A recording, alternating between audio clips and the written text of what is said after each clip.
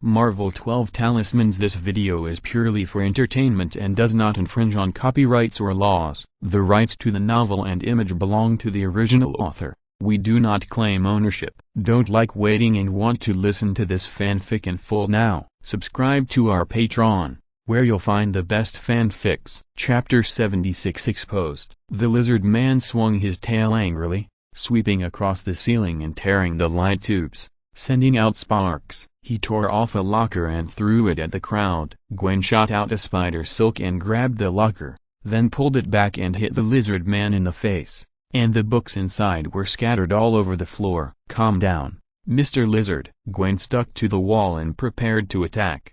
This is the campus. There is no one you are looking for. The angry lizard man had lost his mind, and he attacked Gwen with his teeth and claws. Gwen shot out 2 spider silks and stuck them to the walls on both sides of the corridor. She tightened the spider silks. You know what? Today was supposed to be a great day, but you ruined it. Gwen shot out at high speed like an arrow from a string. She kicked the lizard man more than 10 meters away with a flying kick, and stopped only when he hit the wall at the end of the corridor. But the lizard man quickly climbed up again. You can't stop me, Spider-Man. No, my name is Spider-Woman, Gwen said, shooting spider silk continuously. Swish, swish, swish. Several balls of spider silk fixed one of the lizard man's hands on the locker. Gwen put her hands on her hips and said, stand there and don't move. The lizard man used all his strength and tore the door of the locker off. The crack of the door was sharp, and the end was fixed to Gwen's hand with spider silk,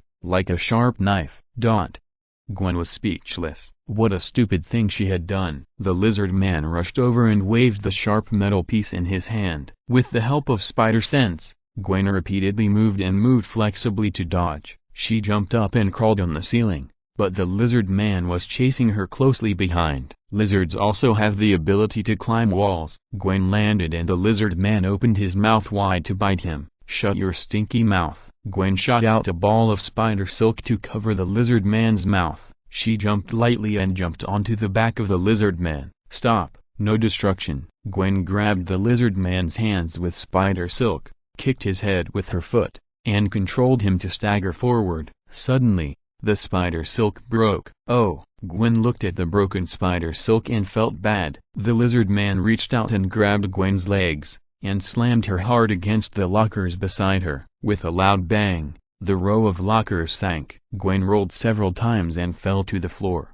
Suddenly, the sharp claws flashed with cold light. Gwen quickly shot spider silk to the wall and pulled it apart. A sound that made people's teeth ache sounded, and the lizard man left several deep marks on the floor with his claws, which made Gwen scared. If the claws fell on her, she would probably never have the chance to wear a bikini in her life. Gwen had been forced into a corner by the lizard man, and she had no way to retreat. The lizard man's eyes were cold. No one can escape from my hands, no matter you or Peter Parker. As the lizard man waved his claws, Gwen could only raise her hands to resist. She subconsciously closed her eyes as she looked at the claws that were swinging at her, but the imagined severe pain did not come. And the next moment a violent collision sounded in her ears. Bang! A metal cabinet in a classroom flew at high speed and knocked the lizard man away. After landing, the cabinet had fallen apart. The lizard man lay on the ground and touched his head with his claws. It seemed that he was also hit hard. Gwen looked in the direction where the cabinet flew out in confusion. In the empty corridor,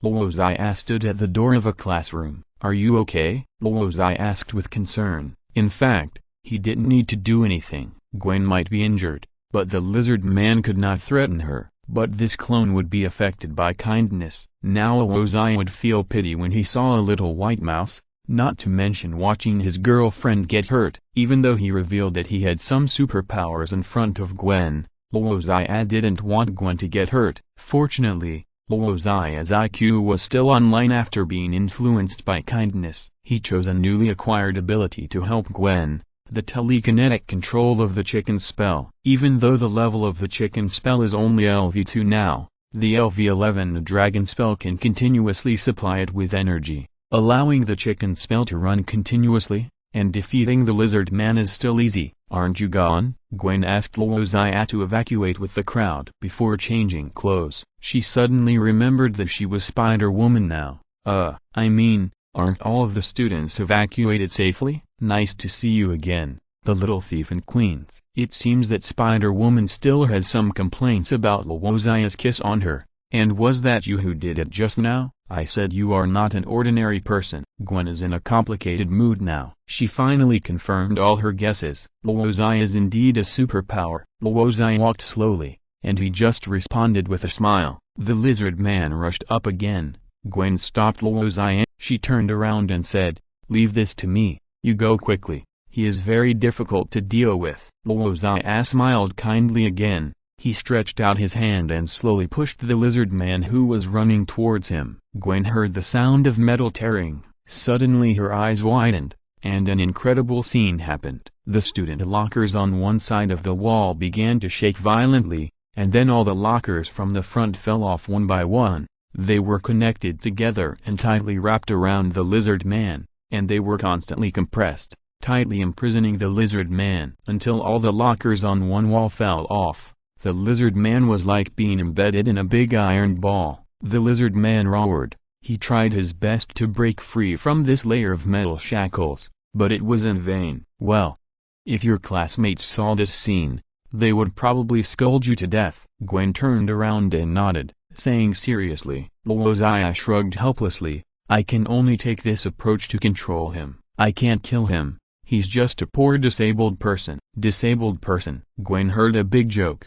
He is extremely strong and aggressive. He just hurt a lot of people. His recovery ability is also very strong. Ordinary guns are ineffective against him. His broken limbs can be regenerated immediately. No one can be more healthy than him. And when did you become so kind? When facing a disabled enemy, it seems more in line with your style to kick his missing parts hard twice. I have always been kind. Please don't discredit me anymore, Miss Spider. Luo Xia's voice just fell. The roar of the lizard man became stronger, and the metal shackles created by the compression of the lockers slowly cracked, and were torn into pieces under his claws. The lizard man grabbed these metal pieces and threw them at the two people frantically. Luo Xia and Gwen dodged flexibly, and the lizard man rushed up again. With his anger, he seemed to want to kill the two people in front of him completely. Gwen frowned and said, "Looks like we have to run away first." Of course. Luo Xia turned around,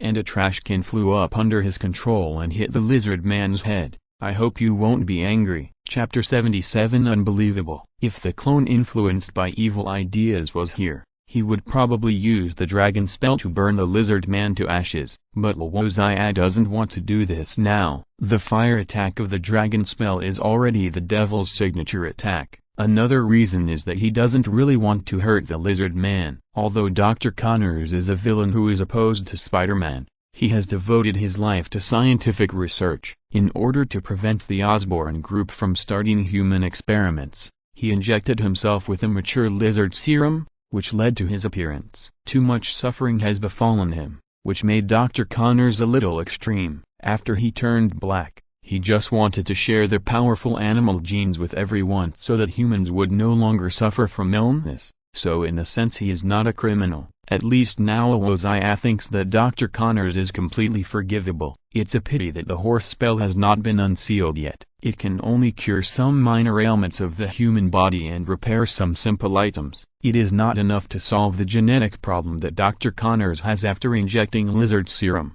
Otherwise, Luo Xia will definitely use the power of the horse spell to help Dr. Connors become a normal person. This should be the meaning of his existence, using his own power to save more fallen souls and help more people who are suffering. The two came to a classroom. In front of the classroom, there was an old man with headphones listening to music and working with his back to them. He didn't notice the battle outside at all. You go first, Gwen said, wanting to fight the lizard man. But a desk flew out from her side at high speed and knocked the lizard man to the ground. Okay, Gwen said, do we need to develop a strategy? You attack, and I'll go around behind him and tie him up with spider silk. It sounds good. Luo Xia waved her hand gently, and another desk flew out at high speed and smashed on the lizard man's head. These objects became powerful after having high kinetic energy. Gwen crawled on the ceiling and went around to the back of the lizard man. She bound the lizard man's limbs with spider silk and crawled on him like a spider. The spider silk continued to wrap and reinforce, until finally her spider silk ran out and the lizard man turned into a huge white cocoon. The lizard man was still struggling, trying to break through this layer of restraint. "Got it." Gwen clapped her hands and said. Slowly the lizard man stopped moving. Gwen looked over and saw that he was lying there motionless, as if he had exhausted his strength. He looked very tired. Magical things happened in front of the two people. The lizard man began to shrink, his claws disappeared to reveal human fingers, and his green skin seemed to melt. Slowly, the lizard characteristics on his body began to disappear, and the human characteristics began to appear. Finally, a middle-aged man lay in the pile of metal. "Dr. Connors?" Gwen was shocked after taking a look. "Well, you are right. He is indeed a disabled person." Gwen still found it hard to accept the fact that the disgusting green lizard man was actually her internship mentor Connors. "How do you know that this lizard man belongs to Dr. Connors?" Gwen asked. "I can see through everything, including me." Gwen's heartbeat began to accelerate. There was a sirens in the distance. Not long after, the New York police entered Midtown Technology again. "You go first. I will explain this unbelievable fact to the police," Gwen said. "Mr. Chief, the criminals who attacked the campus had been arrested when we arrived. Spider-Woman solved everything." Chief George frowned slightly when he heard this. He said helplessly, "Okay, let the colleagues in the news department prepare to work overtime." Chief George came to the car holding the criminal, and the police officer carefully opened the door. "Mr. Chief, he is very dangerous." A middle-aged man sat inside, wearing a shirt and pants provided by the police, with a special handcuff on his wrist. "Dr. Connors?" Chief George was stunned. Connors, who had already woken up, leaned back on the car seat. He turned his head and glanced at George indifferently, then continued to stare at the front with a blank expression. "I remember the criminal described by the witness was a lizard man. The police once fought with him on the Brooklyn Bridge." Chief George closed the car door. He was a little shocked. "Are you mistaken? He is a very famous professor of biomedicine. How could he be the criminal who attacked the campus?" "Don't tell me that Dr. Connors is the lizard man." "We can't be sure, Mr. Chief," the police explained. "When we arrived at the scene, the battle was over. Spider-Woman trapped him with spider silk and told us that he was the lizard man. There was no lizard man at the scene except him." "This is crazy." Chief George found it hard to accept. "Send Dr. Connors to a special prison first, and continue to investigate the scene. Don't miss any traces." "Yes, sir." After George finished his basic work, his cell phone rang suddenly. He answered the call. It was his daughter Gwen calling. "Dad, we are on your left." George turned around and found that Luo Xia and Gwen were holding hands and looking at him under the shade of a tree not far outside the cordon. He waved at them. "I am happy to see that you two are safe," George said. "Gwen, tell me that you have reconciled. It will make me happier." "Yes, Dad, as you can see." Gwen raised her hand that was tightly clasped with Luo Xia from a distance. George smiled faintly. "Gwen, did you see the lizard man with your own eyes?" "Yes. Everyone was scared by him and ran away. He was destroying the campus and hurting students. Spider-Woman appeared in time to stop him." "What happened after that?" "Did you see the scene where the lizard man turned back into a human?" George interrupted Gwen, who was talking excitedly. "That's not the case. We all went to a safe place." Gwen and Luo Xia looked at each other. So far, Gwen and Luo Xia still maintain a tacit understanding. Luo Xia did not expose Gwen as Spider-Woman, and Gwen also pretended not to know that Luo Xia had superpowers. "Is this a fun game between the two of them?" "Okay." George was a little disappointed. "Your school should be closed for a day. Remember to be safe when you go out to play. I can pick you up in the evening." Gwen put down her phone and watched George walk into the teaching building where she fought with the lizard man. "It seems we have to find a place to eat lunch," Gwen said with pursed lips. At this moment, Luo Xia's two clones have been completely integrated, no longer affected by the concept of evil or kindness. The criminal was taken away by the police again. Will he be acquitted again? Luo Xia pouted. Spider-Woman should completely solve the Lizard Man. Gwen was confused again. Luo Xia just said that Dr. Connors was pitiful and worthy of sympathy. He is a disabled person. Gwen couldn't help but say, then it should be easier to solve it. Luo Xia also nodded. Spider-Woman can't even beat a disabled person. Gwen, she suspected that Luo Xia was schizophrenic. Thanks to the book Friend Little Monster 3 years old for the 3,000 points of building rewards. Thank you. Chapter 78 Prison. Security Council Minister Pierce and Agent Rumlow walked in the long corridor one after another, and guards and agents saluted them along the way. This is a secret prison of S.H.I.E.L.D. in the Triskelion, where many dangerous criminals who have not yet been tried are imprisoned. For example, the Winter Soldier who attacked and killed Nick Fury, the former director of S.H.I.E.L.D., and Steve Rogers, who is suspected of threatening the internal security of S.H.I.E.L.D., are temporarily detained here. Rumlow came to a closed door, entered the digital password and performed biometric verification before opening the door. There were 4 fully armed combatants in the room, holding M16 in their hands, wearing high-powered electric batons on their waists, not only wearing bulletproof vests, but also wearing explosion-proof masks, which is simply armed to the teeth. No wonder Rumlow arranged so carefully.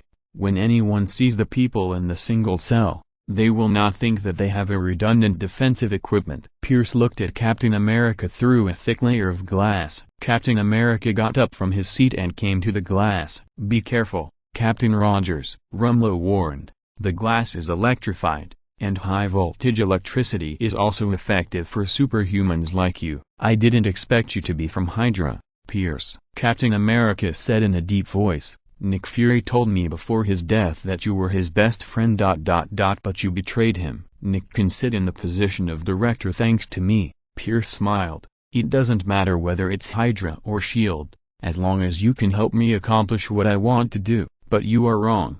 You will kill many people. You are destroying this beautiful world. Captain America said coldly. What a righteous statement. Pierce shook his head. I'm not here to debate with you, Captain. I've been patient for decades for this plan, and I won't change anything because of your words. I'm just curious about what Nick said before he died. Of course, I didn't think of asking anything from you, and there's no need to torture you. The Insight Project has officially started, and nothing can stop me. Oh, by the way, now we have to call it the Devil Project. What do you mean? Captain America frowned. Did the devil really join Hydra, or is he involved? Pierce just smiled at him and didn't say anything. Captain America was silent for a moment and then said, Director Nick told me before he died that S.H.I.E.L.D. had been infiltrated by Hydra. He discovered your conspiracy and asked me to stop you. Pierce shook his head. Obviously he didn't believe what Captain America said. The devil just has a common goal with us. Pierce looked at Captain America deeply, then turned and left.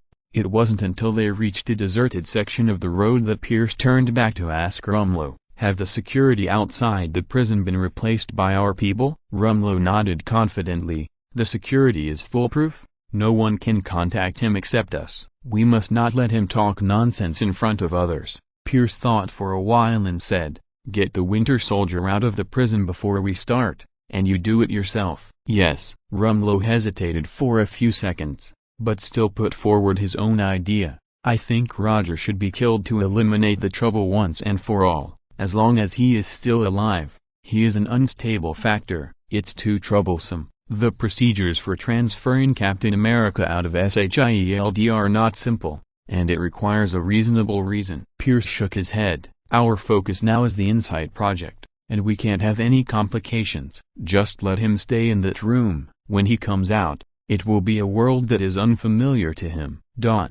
After Pierce left, Captain America, who was trapped in prison, was a little anxious. He observed this special cell and could not find a way to escape from inside. But it is clear that Pierce and Hydra have already started their conspiracy. If no one stops them, many people will die. This makes Captain America feel anxious, probably because he defeated Hydra once in World War II. Which makes him feel a sense of mission when facing Hydra. He must once again dismantle Hydra's Insight plan. Captain America's anxiety became more intense as time went by, and he couldn't help but speak after more than 10 minutes. Are you all members of Hydra? Did you belong to Hydra from the beginning? Or did you join S.H.I.E.L.D. first and then be turned sideways by Hydra? Captain America tried to get power from the outside to solve the troubles he was facing now. Squeak! A guard raised a stun gun to intimidate him. Keep quiet, Captain, the guard next to him reminded.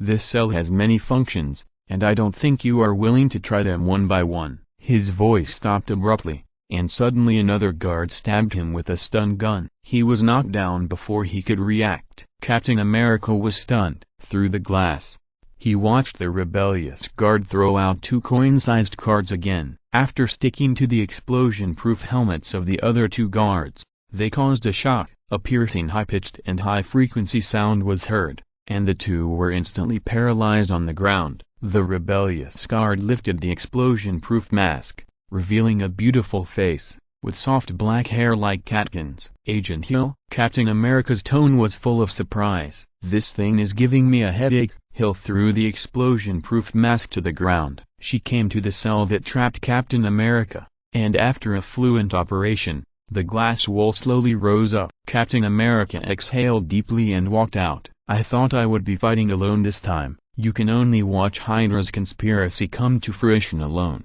So can I. So we have to unite. Hill gestured to the 3 guards lying on the ground who were temporarily incapacitated. Black Widow is in place. Hawkeye is waiting for us outside. Captain America understood. He quickly changed into a guard's uniform, and then threw the 3 people into the cell that had just trapped him. Hill pressed the button, and the glass wall was lowered again, tightly closed. Agent Hill was obviously very familiar with the layout and patrol procedures here. She led Captain America all the way without any obstacles. Every time she encountered a checkpoint or gate, the access control could be opened automatically without her personally operating it. Is this also Director Nick's preparation? Captain America was a little surprised. Hill shook her head lightly. She didn't say anything, but Captain America saw a trace of sadness in her eyes. The 2 left the prison, got on Hawkeye's car and left the Triskel Line base, and after several anti-tracking transfers,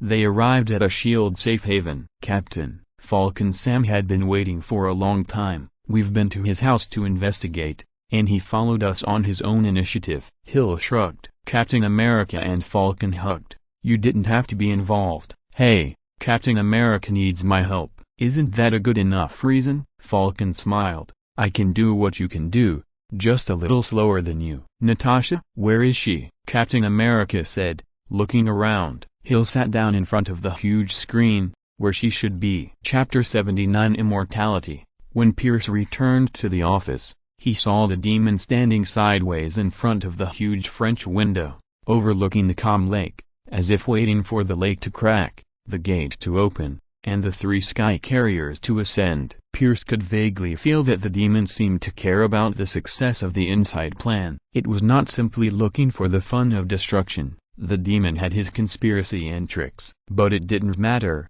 Pierce would make the demon disappear in the Inside Plan together. Not only did Pierce hate the demon, but after precise calculations, Dr. Zora came up with a list of humans who might threaten Hydra in the future. In addition to this list, Dr. Zora also specially reminded the danger of the demon. He used a huge amount of data to calculate the demon, but there was no definite result. With the level of his algorithm, it was not enough to calculate the demon's future. But with the force that the demon possessed, his threat to Hydra was self-evident. The demon can help Hydra destroy the order of human society once, and he can also help others destroy the order created by Hydra. Pierce knew that he had to kill the demon. Enjoy the last piece, Mr. Devil. Pierce approached the devil slowly with 2 glasses of champagne. For the next period of time, this world will only be filled with gunfire. The devil ignored him, and Pierce didn't care. And you will be extremely busy. Pierce smiled.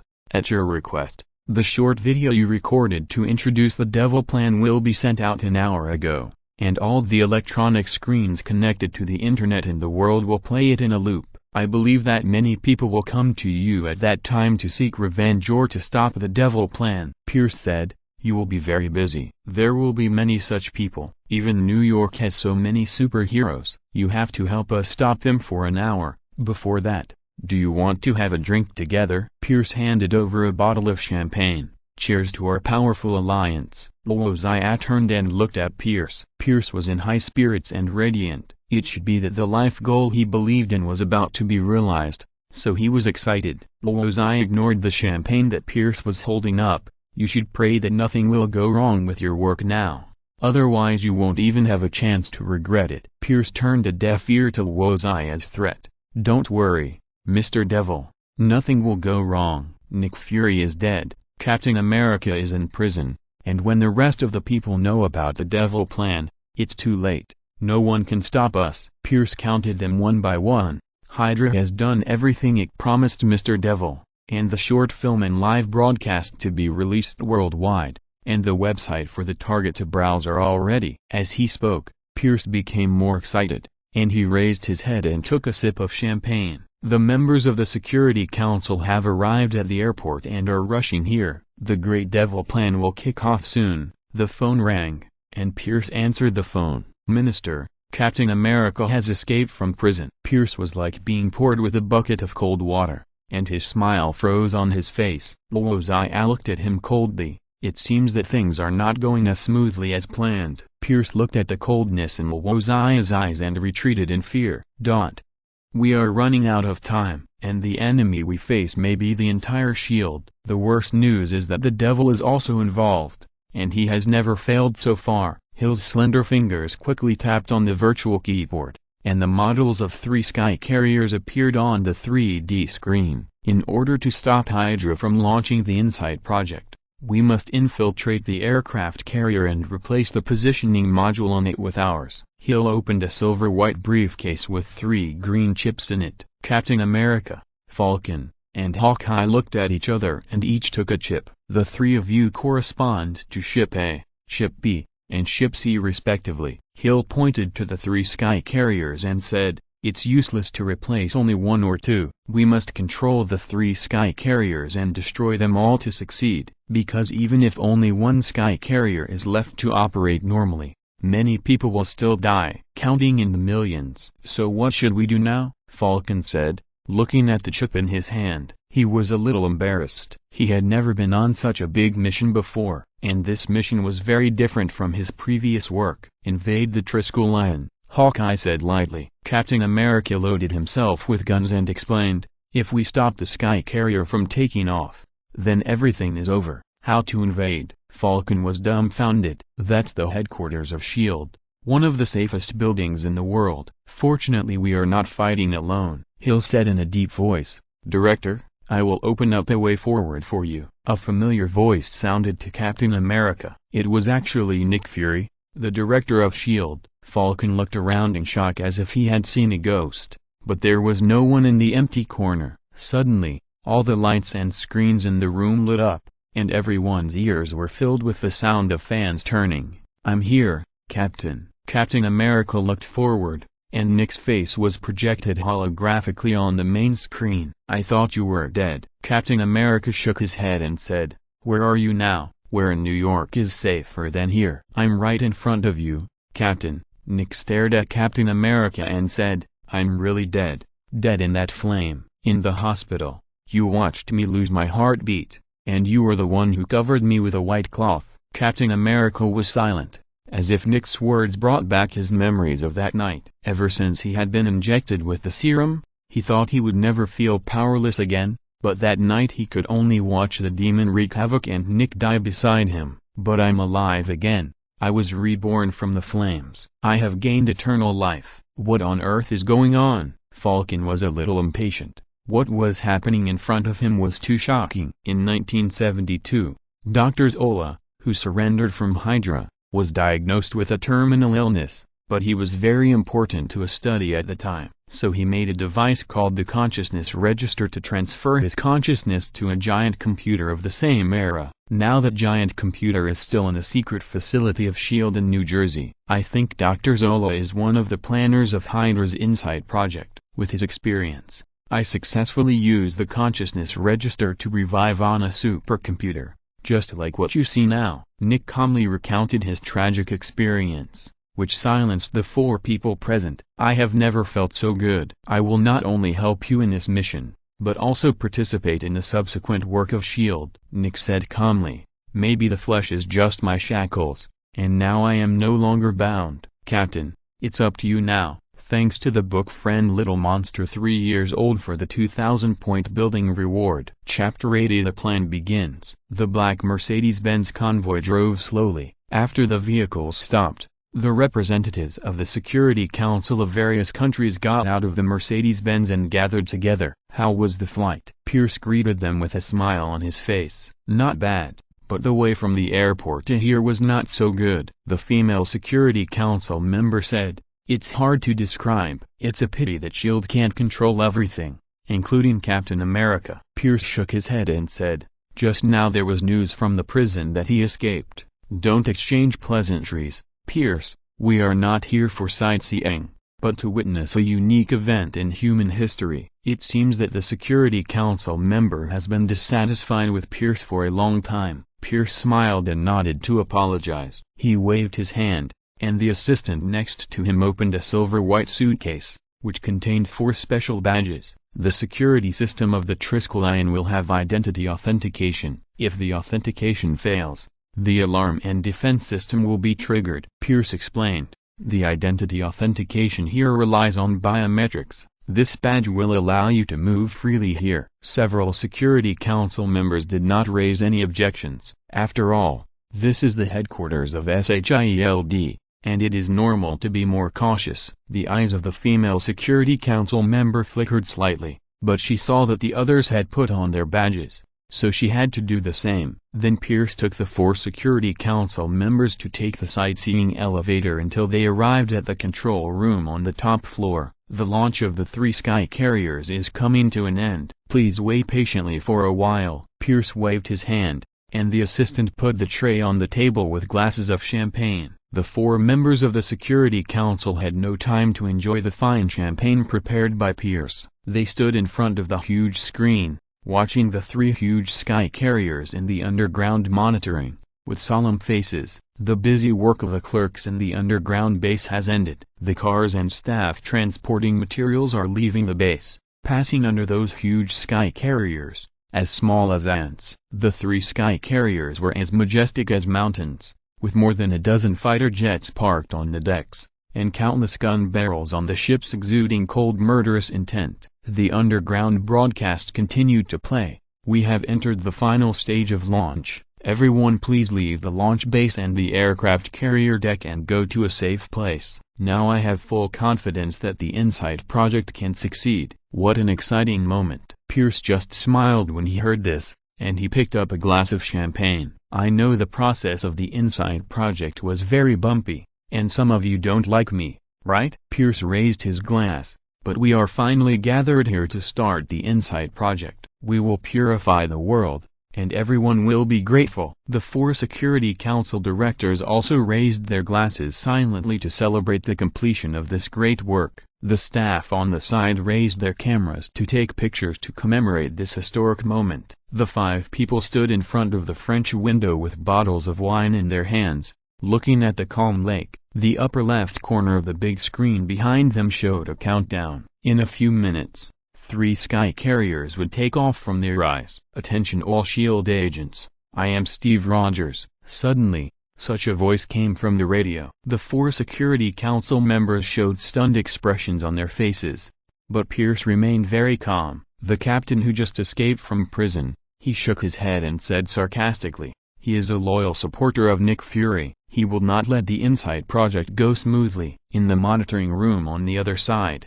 Captain America and his team easily passed the S.H.I.E.L.D. security system with the help of Nick. Captain America was standing in front of the microphone and began his speech. A director said, "No one can affect the InSight project. This is your work mistake, Pierce. Talk about the criticism later." Pierce raised his glass to him from a distance. Pierce's contempt made the director particularly angry. But before he could get angry, Captain America said something shocking on the radio. S.H.I.E.L.D. is no longer the S.H.I.E.L.D. of the past. It has been completely infiltrated by Hydra. Their leader is Alexander Pierce, the head of the Security Council. Pierce colluded with the devil and used the official InSight project to clear obstacles for Hydra. Several directors turned to look at Pierce, who had already walked to his desk. He picked up his phone and ignored everyone's eyes. Captain America's voice continued to be heard. Nick Fury's murder is just the beginning. If you launch the Sky Carrier today, Hydra can kill anyone who hinders their plan. Pierce, the director, just now shouted loudly. Why don't you give us a reasonable explanation? This is not something that can be explained by different concepts or internal struggles. Pierce still smiled calmly, and there was no trace of anger on his face for the conspiracy being exposed. We wanted to reveal all this later. We also filmed a short video to answer your questions. Pierce sat down leisurely. But it doesn't matter. It's the same sooner or later. No one can change anything. Everyone, the devil plan has begun. Suddenly, several guards around raised their guns and pointed them at the four directors. This sudden change shocked them, but no one dared to move in the face of the cold gun. The people inside S.H.I.E.L.D. were furious. The agents looked around at the people they knew in the past, but their eyes were full of suspicion and vigilance. Finally, the countdown numbers all returned to 0,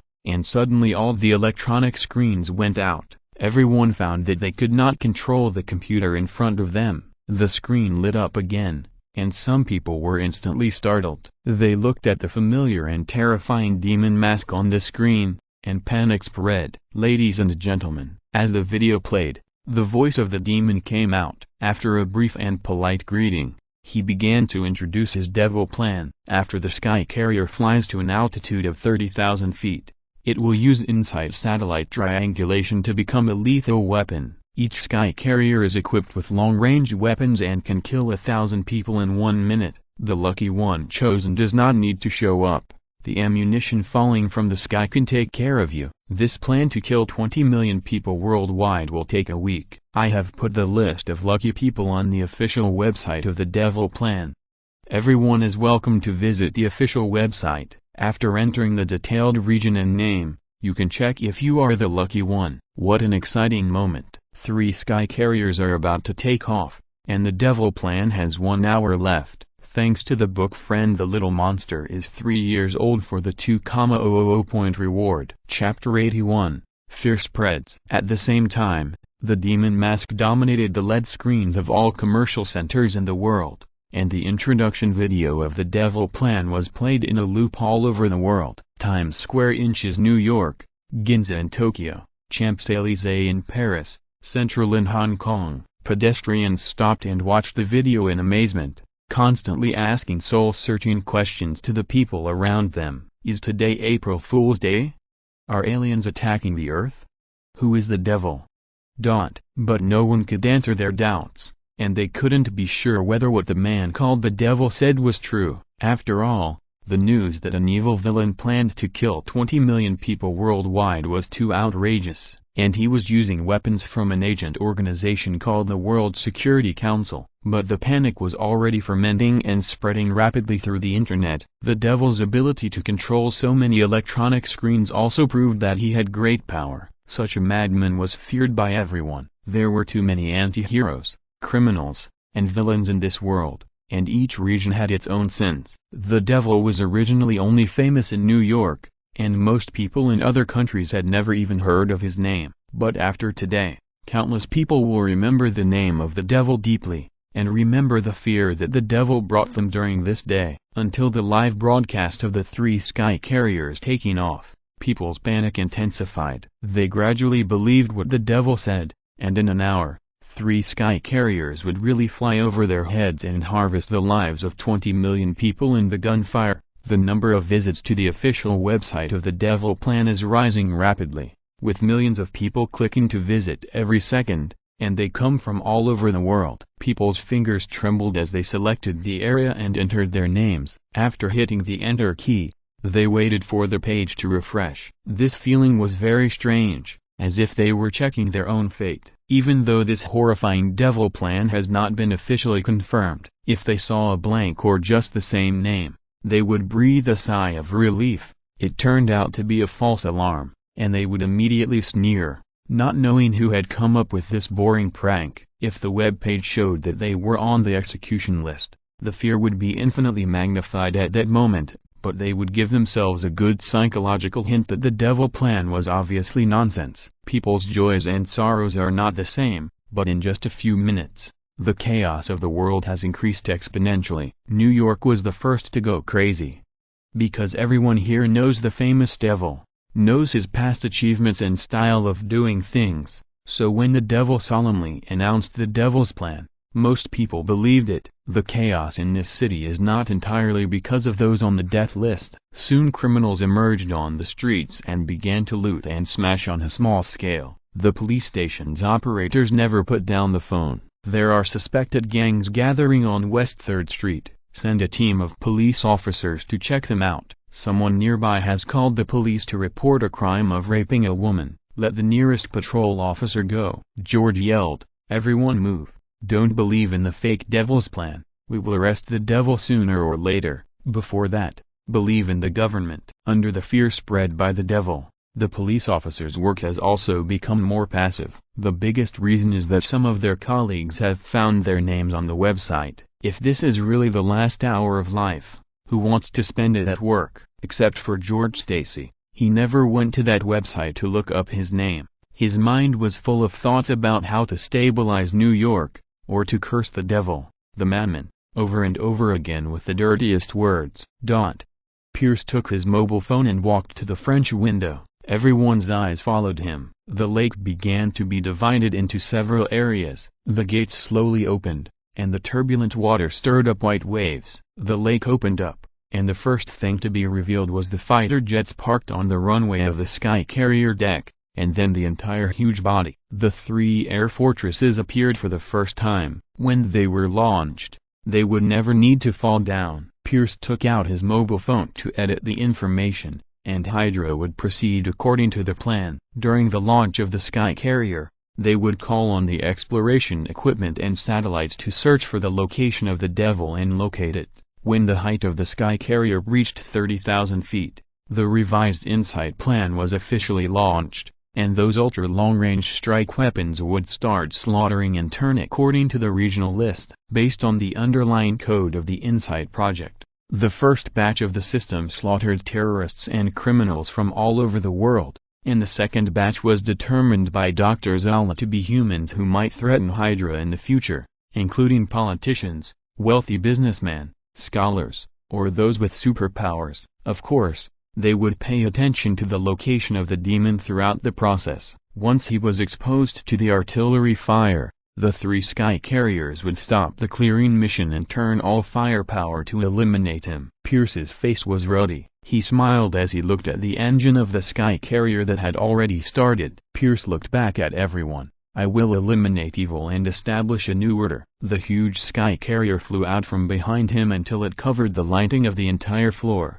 blocking out the sun. "Captain, they started the launch." Agent Hill's voice came from the headsets of Captain America and several others, 200 feet high. Captain America's face was solemn. Although he had expected this terrible result, it would still be hard to accept when it really happened. "I'm in a hurry." Captain America turned around and said, "I need a ride, Sam." "Leave it to me." Falcon waved his hands, and a pair of steel mechanical wings spread out. "I found the devil," Hill suddenly shouted. "The radar scan shows that he is on the roof. Be careful." On the roof of the Triskelion, Luo Xia stood in the shadow of a Sky Carrier. Since the start of the Devil Plan, the short film was broadcast, and the system prompt sound for obtaining the villain value has never stopped. Although each time the value is very small, it jumps very fast. In just a few minutes, Luo Xia's harvested villain value has exceeded 100,000. He has made tens of millions of people feel fear. This is just the beginning. As time goes by, people will feel more and more fear until it reaches its peak when the gunfire roars. It is obvious that this change in the way to obtain villain value is very successful, but Luo Xia is not very happy, but calm and terrifying. At this moment, he is carefully feeling what it feels like to make the whole world tremble, because for him, the villain value is just a tool to improve his strength, and the surge in the villain value cannot make him overly happy. Luo Xia looked up at the rising Sky Carrier, looked down at the Falcon flying upwards, and smiled faintly. "It will be on the shelves next Tuesday, which is noon on the 23rd. I hope everyone will support it then." If you're listening to this novel on a channel other than Fanfic World, It means they downloaded and uploaded it without effort. We cordially invite you to visit our channel, Mundo Fanfic Novelist. There you'll find the original version of this story and you can explore many other novels of various genres. We are waiting for you to immerse yourself in a world of incredible novels. Chapter 82 Alloy Behemoth. Falcon was flying with Captain America, and suddenly he saw something falling from the top of the building. The next moment, a dazzling light appeared in the sky, and the light ball continued to flicker, as if the sun had fallen. Falcon and Captain America, who were flying in the air, heard a roar of a wild beast, and the cry was like the roar of a dragon and a tiger, resounding through the sky. The two had question marks on their faces, and suddenly a huge claw appeared out of thin air and swung out from the light ball, flying towards them at high speed. Falcon dodged in panic, and his and Captain America's figures shook violently in the air and began to fall continuously. Falcon had no choice but to make an emergency landing. Captain America was also frightened by this sudden murderous intent and broke into a cold sweat. If they were hit by the huge claw, it would be difficult for them to survive. Bang! The huge sound produced by the heavy object hitting the ground was deafening, and the shockwave spread rapidly. Like a meteorite falling to the ground, the world seemed to shake. After Falcon descended to a safe height and put Captain America down, he turned back and flew towards the direction where the giant fell. The place where the crash occurred was an underground base opened up on the lake. It was originally where 3 sky carriers were stored. When the sky carriers were launched, only a huge pit was left. Now the huge underground base was filled with dust,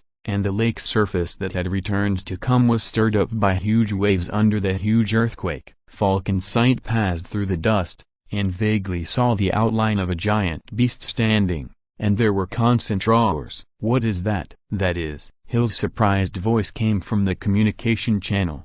When the giant fell, she got a clearer picture through the slow motion of the surveillance video. She looked at the appearance of the giant beast and came up with an answer, but she didn't dare to confirm it. It was originally a creature that should only exist in the movie world. What was happening in the Triskelion was also transmitted to all parts of the world through the live broadcast on the internet. People were originally paying attention to the launch of the 3 sky carriers, but now this unprecedented shocking picture could not attract them. The flying dust dispersed, the camera focused, and countless people saw the hideous face of this alloy giant beast through the live broadcast. "Is that Godzilla?" If Dr. Zola had added the bullet screen function when making this live broadcast website, the 3 words Godzilla would now be all over the screen. The beast looks like a dinosaur, standing on 2 feet, which fits the image of Godzilla, but its body is made of silver gray gold titanium alloy, reflecting the luster in the sun, and every part of it reflects the perfect combination of ancient beasts and ultra-modern technology. The alloy beast Godzilla is nearly 100 meters tall, with a tail length of about 160 meters and a weight of 55,000 tons. There is a demon mark on Godzilla's chest, and the words "Devil's Creation" are written under the mark in English. The shocking live broadcast picture is definitely not something that any special effects can achieve. Looking at the huge alloy beast, people are confused. Devil's creation? This Godzilla was made by the devil? Will he also participate in the terrifying devil's plan? People have many doubts, and those on the death list are even more terrified. The devil used his powerful strength to prove again that the devil's plan is not a prank. Falcon was flying high in the sky, circling, observing the giant beast closely, and the real-time images were transmitted back to the temporary command room through the lens on his glasses. Fortunately, this huge metal Godzilla landed in the underground base where the sky carrier was stored. Godzilla stood in the huge pit, with only his shoulders above the ground. Otherwise, with its terrifying destructive power, it could instantly flatten the entire Triskelion building, and many innocent agents would die. At the moment of landing, all the facilities in the underground base were destroyed. Because of the impact of the huge earthquake, the gate on the lake's surface was rotating and about to close. Godzilla stretched out his claws to grab the gate, and easily tore the huge metal gate apart with a piercing sound. In an instant, countless lake water poured back into the underground base, rushing like a waterfall. Godzilla let out a long roar, grabbed the broken part of the gate with his claws, and climbed up with force. It seems to want to climb out. Falcon shouted into the headset. In the temporary command room of SHIELD, where Hill was, they were stunned by the images sent back by Falcon. Director, is there any information about related creatures in your database? Hill looked back at Nick on the screen. Does Godzilla have a prototype? I checked the SHIELD database and found nothing. Obviously, Godzilla is not a creature in this universe. Nick's voice came from the speaker.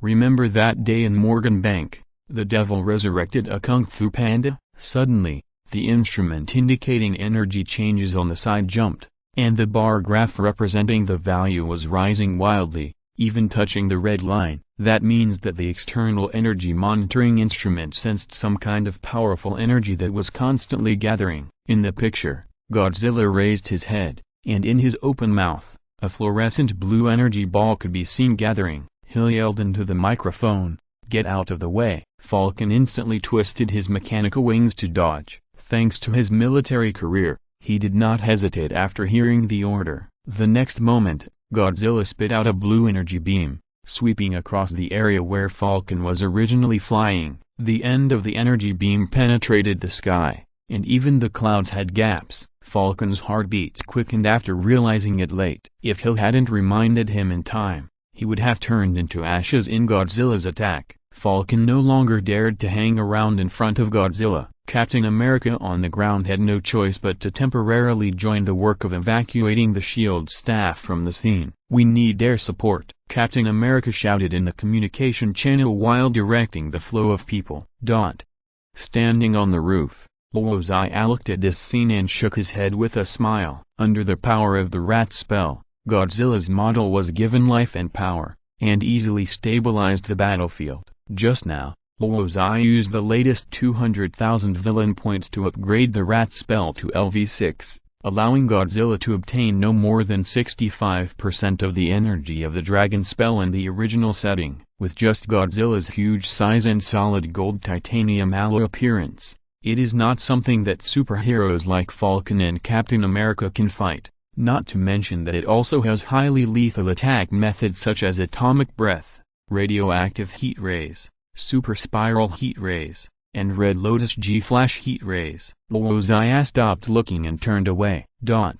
Ever since Godzilla appeared, the entire building has begun emergency evacuation, but it is impossible to clear a building in a short time. Godzilla's roar was heard again, even the glass was shaken, and people trembled in the sound waves. "The monster is about to climb up, Captain," Falcon called. "Get out of there quickly." Captain America fell into deep thought as he looked at the continuous flow of people evacuating at the door. "There are still many people trapped in the building. We need time. Please give me a monthly ticket." Chapter 83.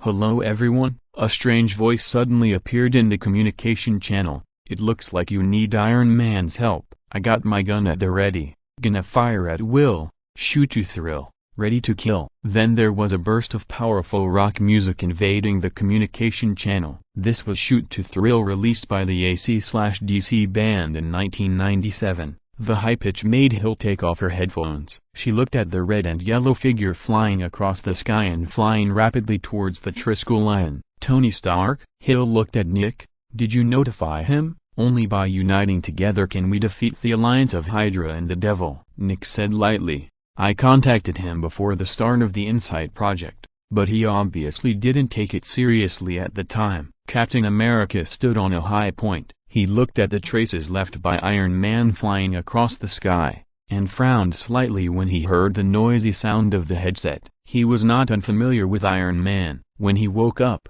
Iron Man had already become a famous superhero. Especially recently, Iron Man's true identity was exposed. Billionaire plus superhero. No one is more popular than him. Countless young people regard him as an idol. The latest news about him should be that Congress held a hearing for him, and the military asked him to hand over the iron armor technology, but that night he wore the armor and held a party in a private mansion. But Captain America was a little disgusted with this style. In comparison, he preferred another new superhero, Spider-Woman. Spider-Woman has been silently helping the people, fighting criminals and maintaining public order. Even if she was misunderstood by the police, she has always adhered to justice. Compared with Iron Man, She has more qualities and sense of responsibility as a superhero. When approaching the crowd, Iron Man, who was flying at supersonic speed, slowed down. He bypassed the Triskelion building and came to the area where Godzilla was. At this time,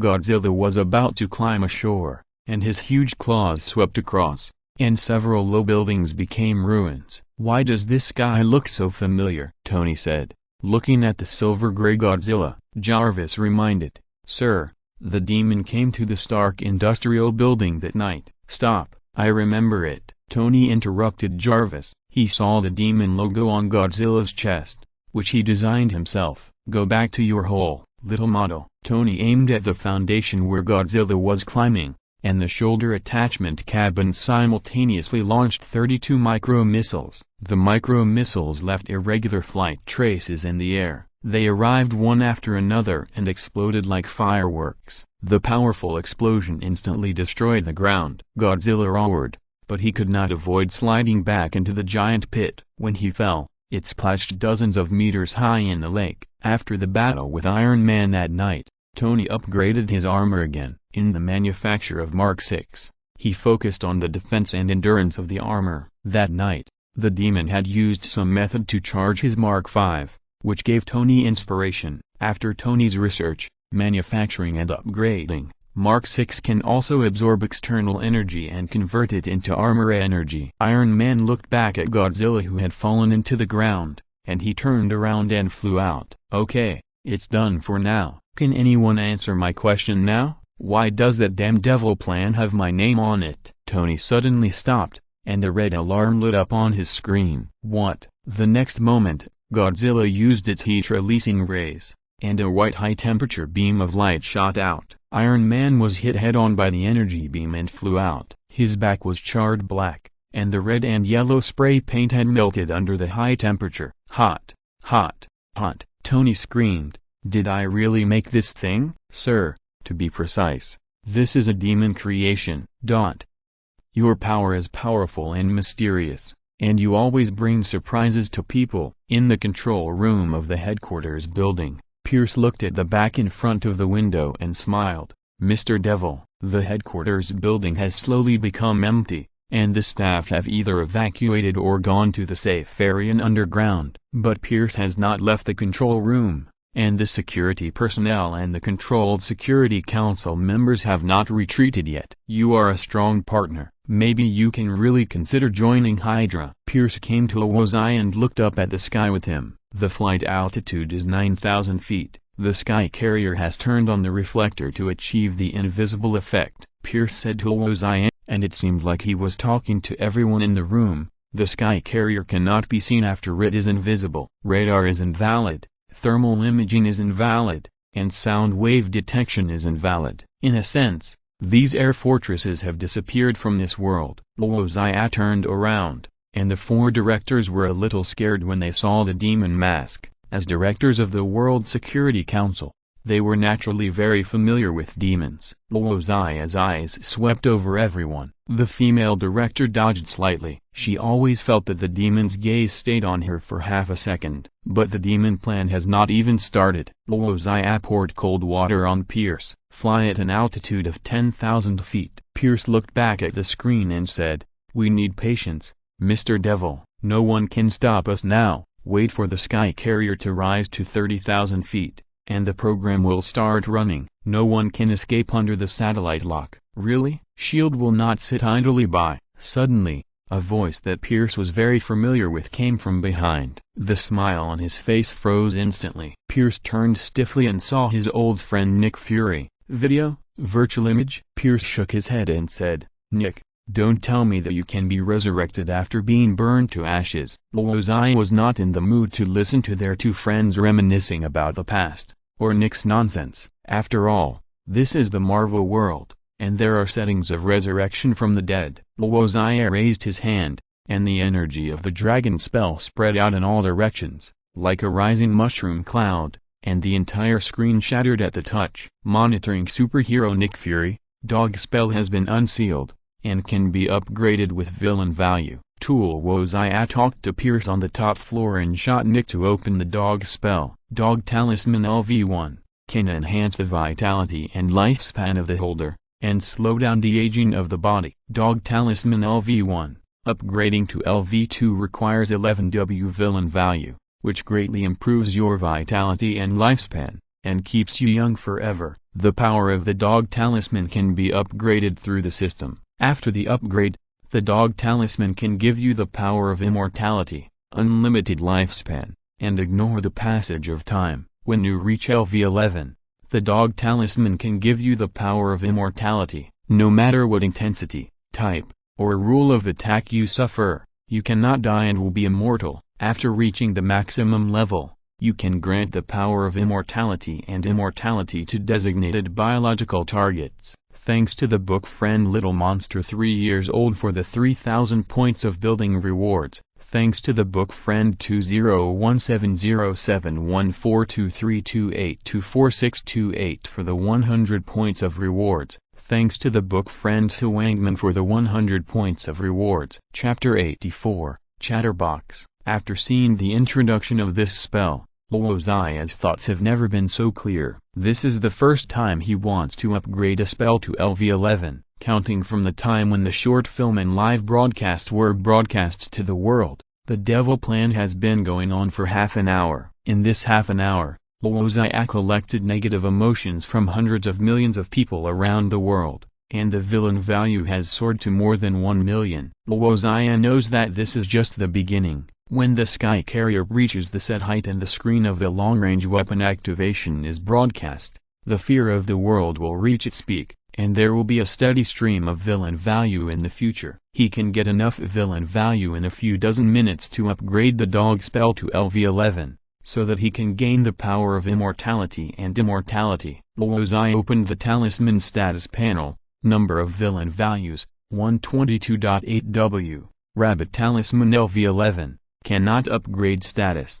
Dragon Talisman LV11. Cannot upgrade status. Rat Talisman LV6. The villain value required to upgrade to LV11 is 32.5W.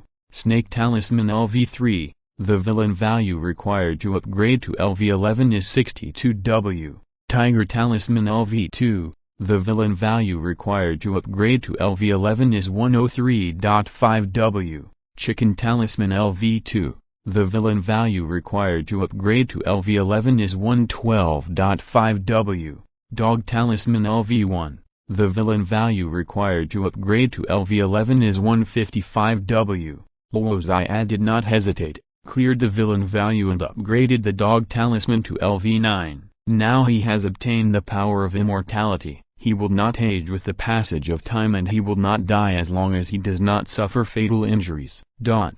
So you have to use these 3 chips to replace the positioning chips of the 3 Sky Carriers in order to stop this damn devil plan. Tony couldn't help but complain, but now the 3 Sky Carriers have risen to an altitude of more than 10,000 feet, and you are still on the ground? Under Tony's fatal complaints, the communication channel was a little quiet for a while. The current situation is very serious.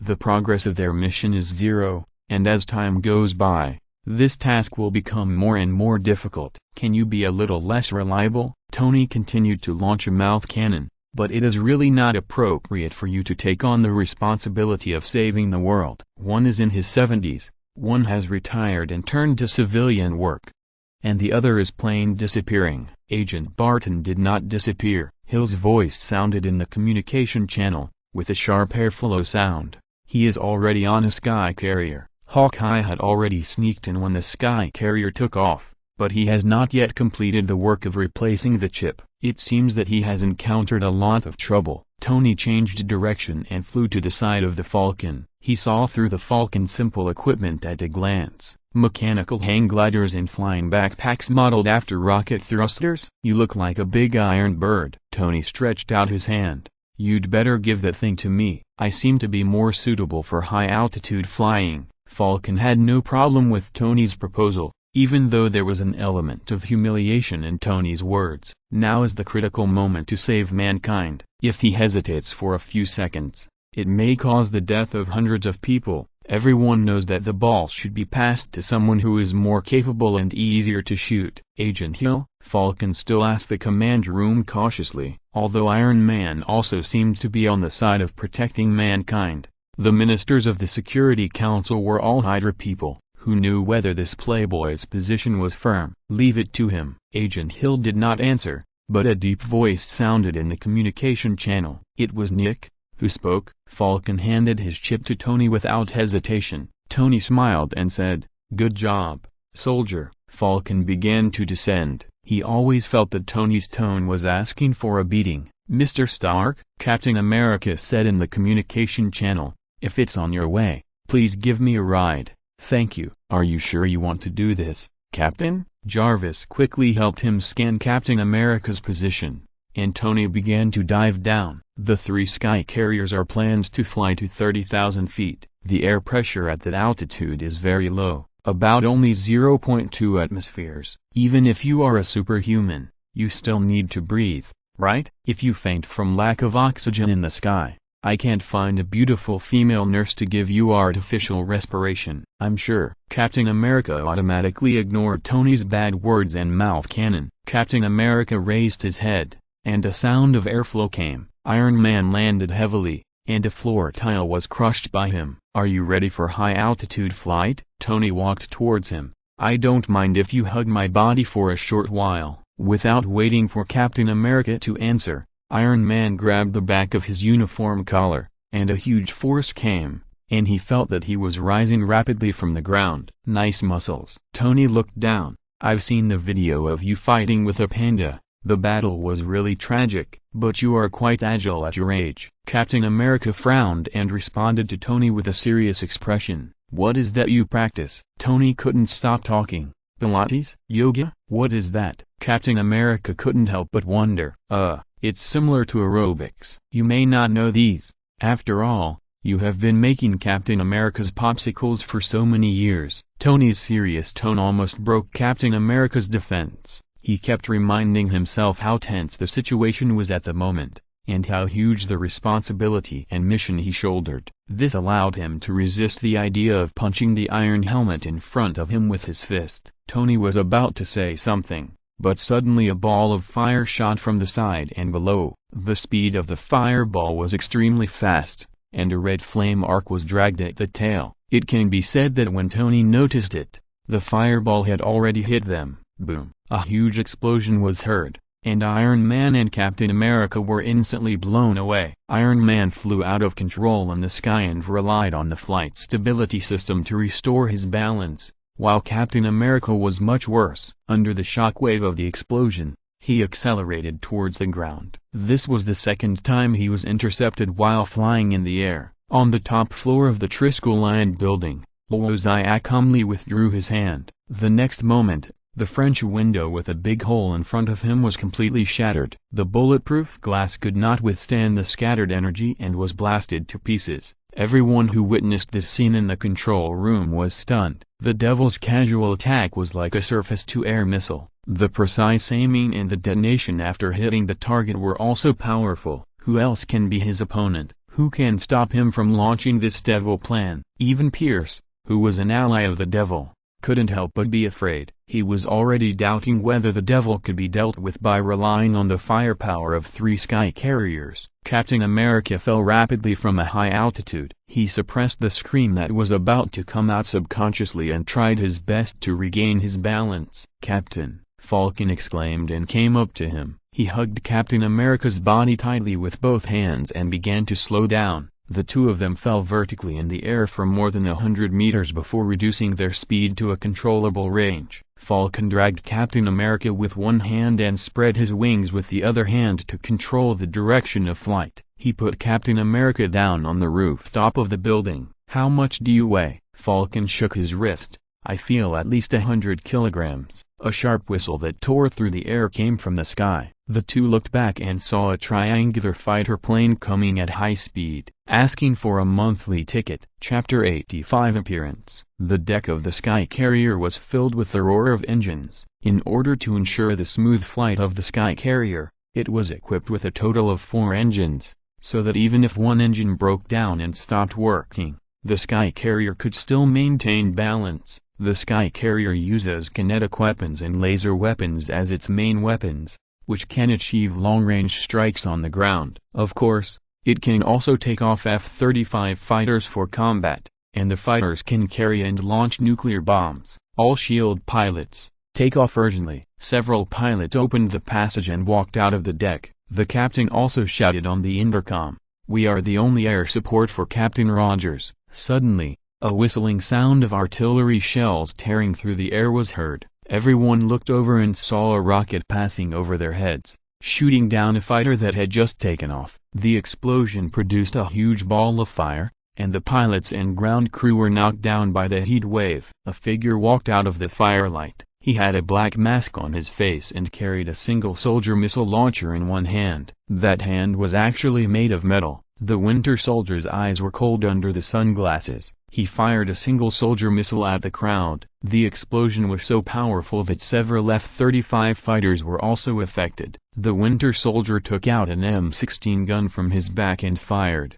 His movements were clean and neat, like a ruthless war machine. He solved most of the people on the deck in a few seconds. A security guard who reacted took out a pistol and shot. The Winter Soldier raised his hand and blocked it with his metal arm. He flew and kicked the security guard into the engine of the fighter plane that was starting behind him. A burst of fire spread out, and the security guard was minced by the fighter engine. The fighter plane could not take off because one side of the engine was damaged. The sound of the fighter starting came again, and several fighter planes on the runway began to accelerate. The Winter Soldier fired wildly at the cockpit of the fighter plane. Swish! The sound of a sharp sword breaking through the air came, and the agile Winter Soldier rolled out to avoid it. An arrow with a red dot flashing on the tip of the arrow inserted into the place where he was originally standing. The Winter Soldier took a look at the red dot flashing on the tip of the arrow, and he flew out again. Boom! The explosion opened up a runway, and high-grade asphalt mixed with rubber was flying everywhere. Winter Soldier looked sideways, and saw an agent in combat uniform aiming with a bow. Because of his obstruction, 4 fighters drove off the runway one after another. Winter Soldier stood up and began to run faster. He threw a flying knife to deal with the security guards who were shooting at him. Now his only target was Hawkeye.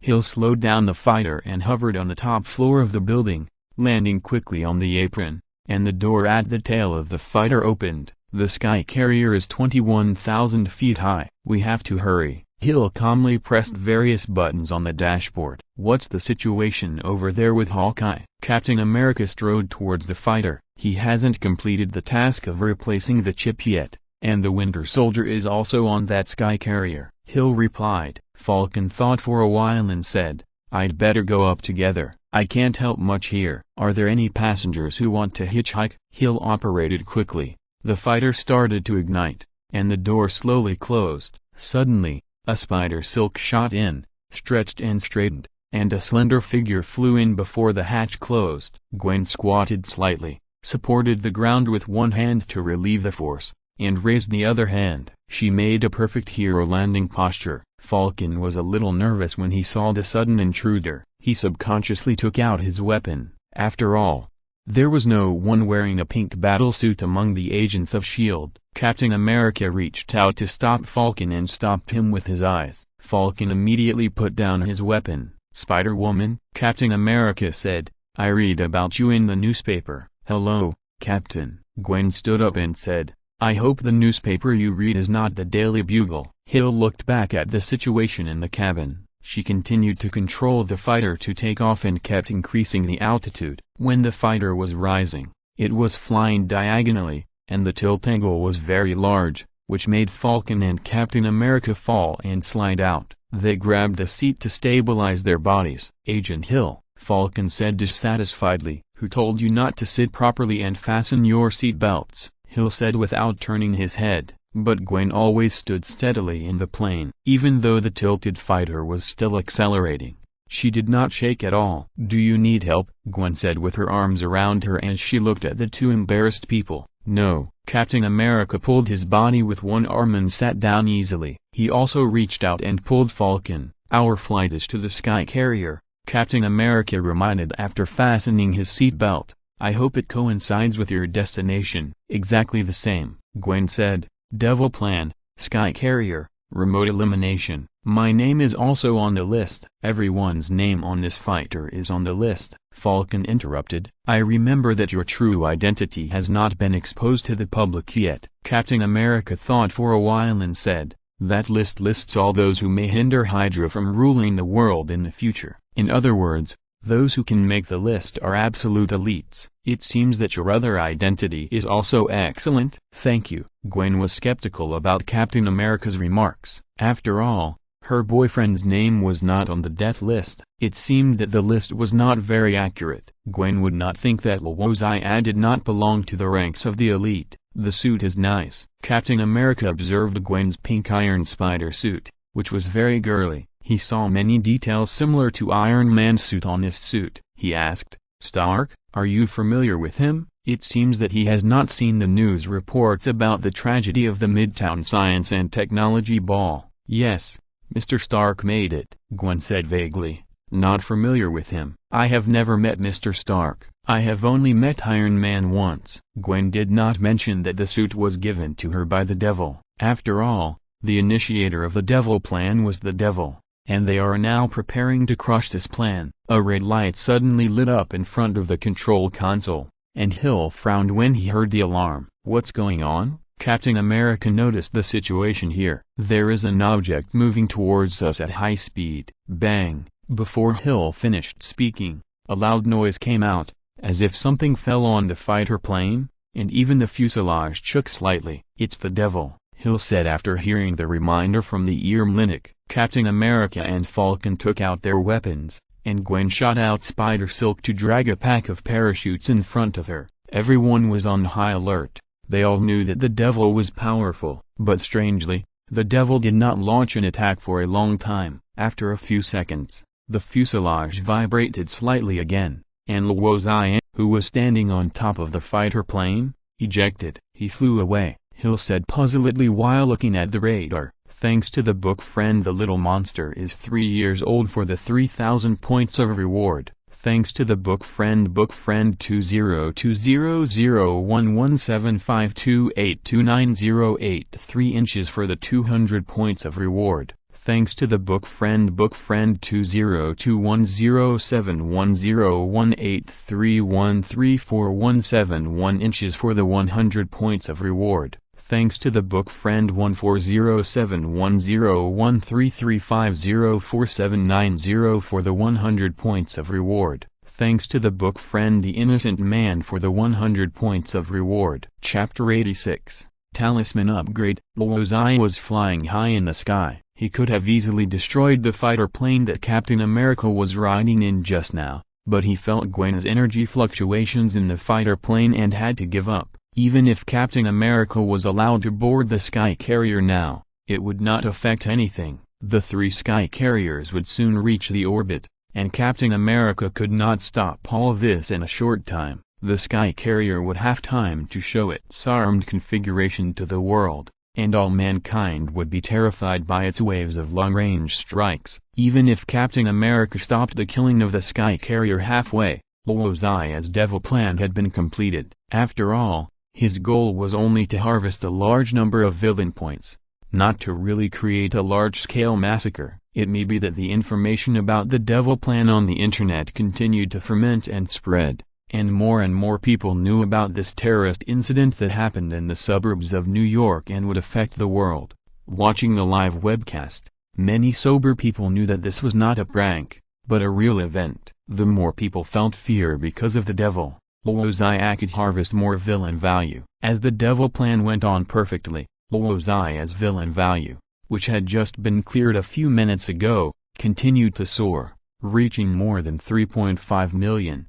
And it was still rising, and the increase was getting bigger with time. Luo Xia first spent 390,000 villain value to upgrade the dog talisman to LV11. Now he is truly immortal. No matter how time passes, what kind of bad environment he is in, or how destructive the attack is, he will not die. The dog talisman is Luo Xia's 3rd talisman upgraded to LV11, and at this moment, the villain value balance is more than 3 million. which is very rich. Soul Luo Xia, who gained the initial freedom of villain value, did not hesitate, and spent villain value to upgrade the talismans one by one. Using 32.5W villain value, the original LV6 rat talisman was upgraded to LV11, and the power of giving the target 90% of the original setting, and not exceeding the energy of the dragon talisman. Using 62W villain value, the original LV3 snake spell was upgraded to LV11,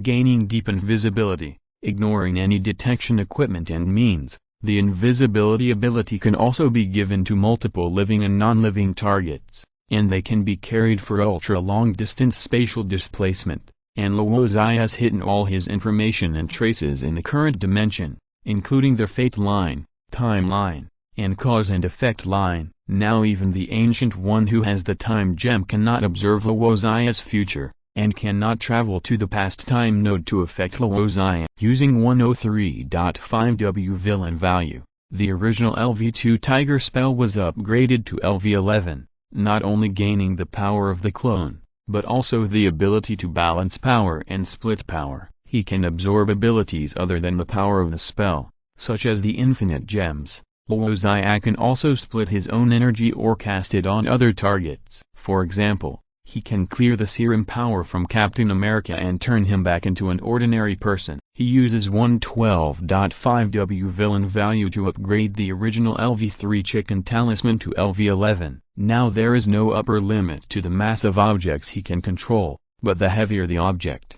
the closer it needs to be. He can not only use telekinesis to control the movement of life forms, but also control multiple objects, and can use the rabbit talisman to accelerate the controlled target. After converting the villain value into actual ability at this moment, Luo Xia finally ushered in a real big harvest, and his spell status panel also ushered in an update. Number of villain values, 10.5W, Rabbit spell LV11, unable to upgrade status, Dragon spell LV11, unable to upgrade status, Rat spell LV11, unable to upgrade status, Snake spell LV11, unable to upgrade status, Tiger spell LV11, unable to upgrade status, Chicken spell LV11, unable to upgrade status, Dog spell LV11, unable to upgrade status. Hill drove the fighter plane and landed on the bottom sea ship. Before the hatch was fully opened, Captain America rushed out,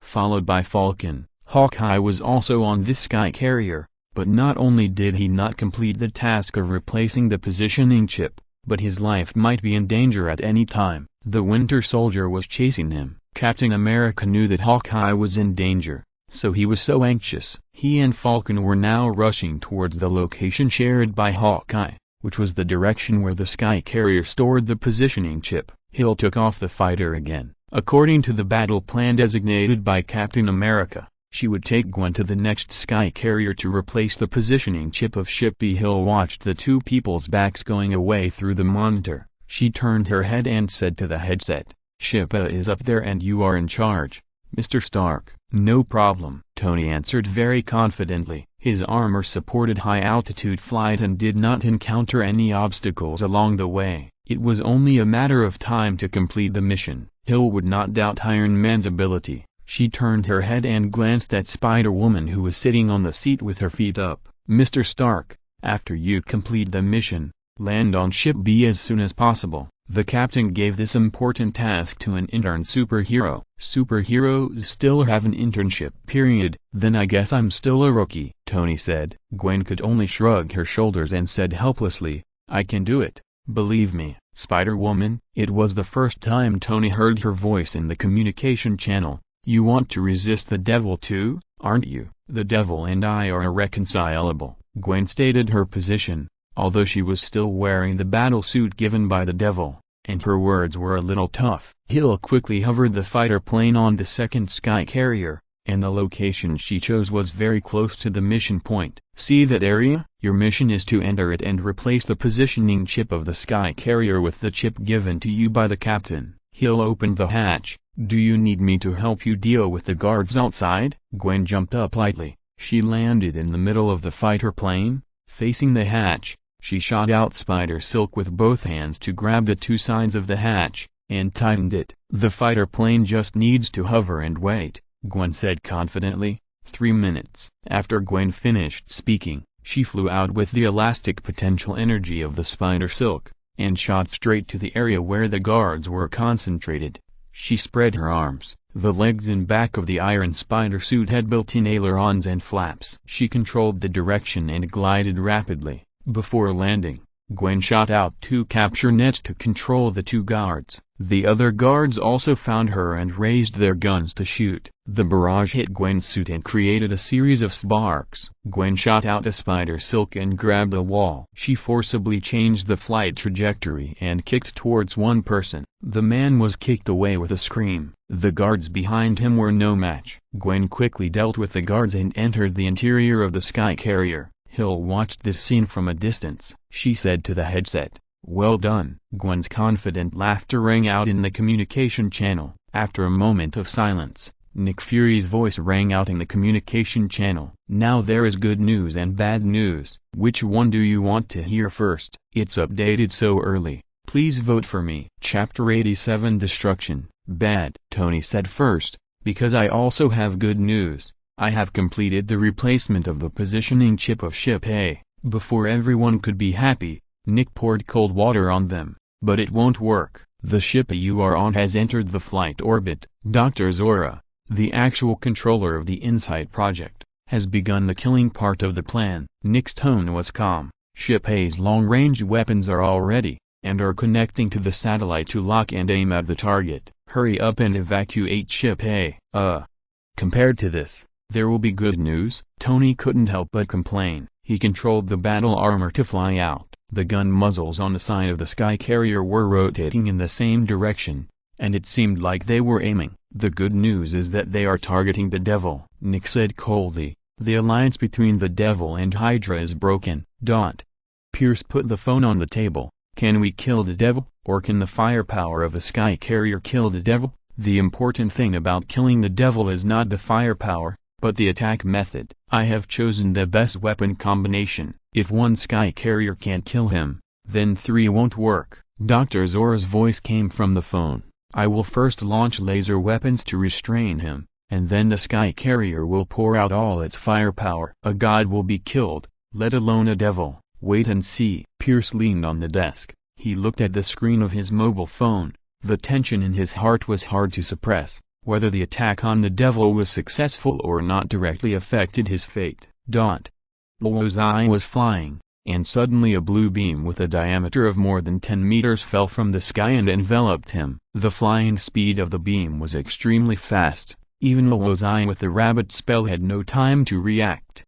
The laser weapon launched by the sky carrier spread at a speed of 300,000 kilometers per second. Aiming means hitting the target. The high-power density laser beam can cause the target Luo Xia's skin to melt rapidly, and then vaporize and evaporate. The vaporized material will be ejected outward, and the recoil will form a shock wave. His body tissue is being disintegrated. If this attack was fatal to Luo Xia before, Luo Xia, who now has the dog spell LV11, is already immortal, and the laser weapon cannot kill him. The extreme high temperature came instantly, and a powerful explosion occurred. Luo Xia endured the severe pain and activated the displacement ability of the snake spell, moving himself out of the range of the laser weapon. The dog spell emerged with powerful vitality, and the unsealed horse spell continued to repair his body. The melted flesh and blood began to heal at a speed visible to the naked eye. Fortunately, the laser beam of the sky carrier is a continuous attack, and long-distance launch will also be seriously affected by the atmosphere. The absorption of energy by the atmosphere, the energy attenuation caused by atmospheric disturbances, the heat halo effect, turbulence, and the attenuation caused by beam jitter reduce the power of the laser weapon. Otherwise, even if Luo Xia had the dog spell, he would not die, and the unsealed horse spell could not heal serious injuries in a short time. Luo Xia looked up at the sky carrier that attacked him. There were countless missiles flying towards Luo Xia at high speed in the air, but their speed was far less than that of laser weapons. The attack failed. Dr. Zora's voice made Pierce sweat. Preparing for the second laser attack, Luo Xia activated the deep invisibility of the snake spell, making it impossible for the sky carrier and satellite to locate him. Luo Xia continued to use the displacement of the snake spell to leave the original place. The tracking missiles that lost their targets could only fly along the original trajectory and finally detonated in the air. Boom! Nearly 100 missiles exploded one after another, and a small mushroom cloud rose in the air, and the heat wave swept around. The target is lost, and the plan to kill the demon has failed, Dr. Zora said regretfully. A chill rose from Pierce's back. Shit. Pierce cursed and turned to leave. He could keep calm when facing the alloy giant Godzilla, but he didn't dare to face the devil directly. Pierce pointed at several council members and said, "Let them go first." Several guards were about to raise their guns to shoot, but at the critical moment, the female council member suddenly got angry. She knocked down the guard next to her with a punch, unloaded the gun on his body and quickly shot the other two guards. Pierce turned around and saw a flying figure. The female council member kicked him to the ground. "Are you surprised?" She reached out and brushed her face, took off a veil, and revealed her original face. Agent Romanov. Natasha didn't have time to pay attention to the shock on Pierce's face. She knew she had to leave here quickly. Who knew what the angry devil would do? Luo Xia used all his strength to drive the rabbit spell to take off. He came to an altitude of 30,000 feet and looked down at the sky carrier that used laser weapons to attack him. Luo Xia's hands dropped down, and the dragon totem on his right hand lit up. The brightness was constantly increasing, as dazzling as a light bulb. The dragon spell was running at full power. Luo Xia continued to extract energy from the dragon spell and accumulated it. The detection equipment on the three sky carriers all sensed it. The red alarm light lit up in the control room, and the piercing alarm sounded continuously. All the staff looked at the energy source that suddenly appeared with a confused look on their faces. The next moment, Luo Xia released the accumulated energy in one blow. A half-meter wide energy column shot out from his chest and instantly hit the sky carrier. The energy column shot in from the top of the sky carrier and shot out from the bottom, easily penetrating the entire ship. Boom! A deafening explosion sounded, and flames and black smoke soared hundreds of meters into the air. The shockwave generated by the explosion spread in all directions. All the glass on the entire sky carrier was shattered, and countless huge cracks appeared on the hull. The high temperature carried by the heat wave also caused fires in many places. But the sky carrier that was so severely damaged has not fallen yet, and the 4 engines are still running. Luo Xia did not give up. He slowly descended and approached the sky carrier that was almost turned into a wreck. He stretched out a hand, spread out his 5 fingers, and used all his strength to activate the telekinesis of the chicken spell. The next moment, the harsh sound of steel tearing spread throughout the entire sky carrier. Under the powerful force, the huge sky carrier was being disintegrated. The strongest body of the sky carrier could not withstand the telekinesis generated by the chicken spell level 11. Under Luo Xia's willpower, the body cracked, and the cracks continued to grow. In the end, the sky carrier was actually split in two. The sky carrier could no longer keep running. It began to fall from an altitude of 30,000 feet and continued to explode in the air.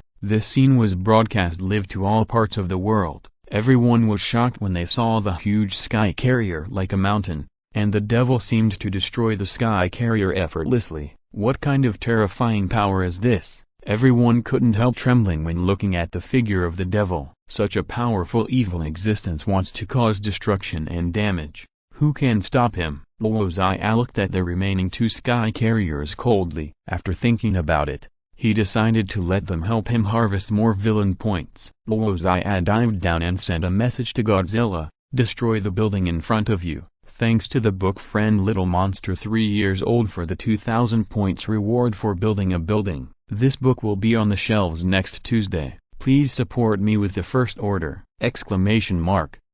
Chapter 88 Killing. Hawkeye looked at the Winter Soldier who was approaching and raised his hand to shoot an arrow. The Winter Soldier caught the arrow with his metal arm and threw it aside. The Winter Soldier swung a punch, and Hawkeye blocked it with a mechanical bow in front of his chest, but he was still blown away by the huge force, and fell to the ground and rolled several times before stopping. Hawkeye covered his chest and moved backwards with difficulty. The Winter Soldier walked towards him with a cold face. The Winter Soldier lifted Hawkeye's collar with one hand and punched him in the face again. Hawkeye lost consciousness and fainted in an instant after suffering a heavy blow, and blood flowed from the back of his head. The Winter Soldier coldly lifted Hawkeye's collar and dragged him to the place where the glass was broken. There was still a hole where Hawkeye's arrow exploded. There was a whistling sound in the distance, and suddenly the Winter Soldier raised his arm to block the side. A series of bullets hit the metal arm and sparked. The Winter Soldier lifted the unconscious Hawkeye to block himself, and he moved quickly towards the obstacle on the side. Falcon vibrated its steel wings and flew low at high speed. He held two submachine guns in both hands, changed the direction of flight and aimed the muzzles at the obstacle. Winter Soldier turned counterclockwise around the obstacle. He came to the side and fired the metal talon on his arm at Falcon's steel wings. The talon grabbed one of Falcon's wings, and Winter Soldier immediately exerted force. In an instant, with a sharp sound of steel tearing, one of Falcon's wings was torn off by Winter Soldier. Falcon lost one of his wings in the air and could not keep his balance. He staggered to the ground, and before he could react, Winter Soldier immediately kicked him in the chest. Behind the unlucky Hawkeye was the exploded glass, and he was kicked off the sky carrier. Winter Soldier turned and looked at the unconscious Hawkeye. Suddenly, a burst of hurried footsteps came from the front. A few seconds later, Captain America's running figure appeared in front of him. Captain America has learned about Falcon's situation through the communication channel. He will open the parachute at a safe height and land safely if nothing goes wrong, but now he has to face Winter Soldier alone. At this moment, Spider-Woman and Iron Man have completed the replacement of the positioning chips of the two sky carriers. As long as he completes the task, they can stop the plan of the Devil and Hydra. Captain America felt unprecedented pressure. Suddenly, the lights in the internal space lit up, and Captain America and Winter Soldier received information from the headset at the same time. Captain, the other two sky carriers have also entered the predetermined orbit, and they are screening targets. The two sky carriers will kill 2,000 people every minute, as soon as possible. Hill's anxious voice came. Captain America took a deep breath. Bucky, many people will die, don't stop me. Winter Soldier's eyes were still full of coldness.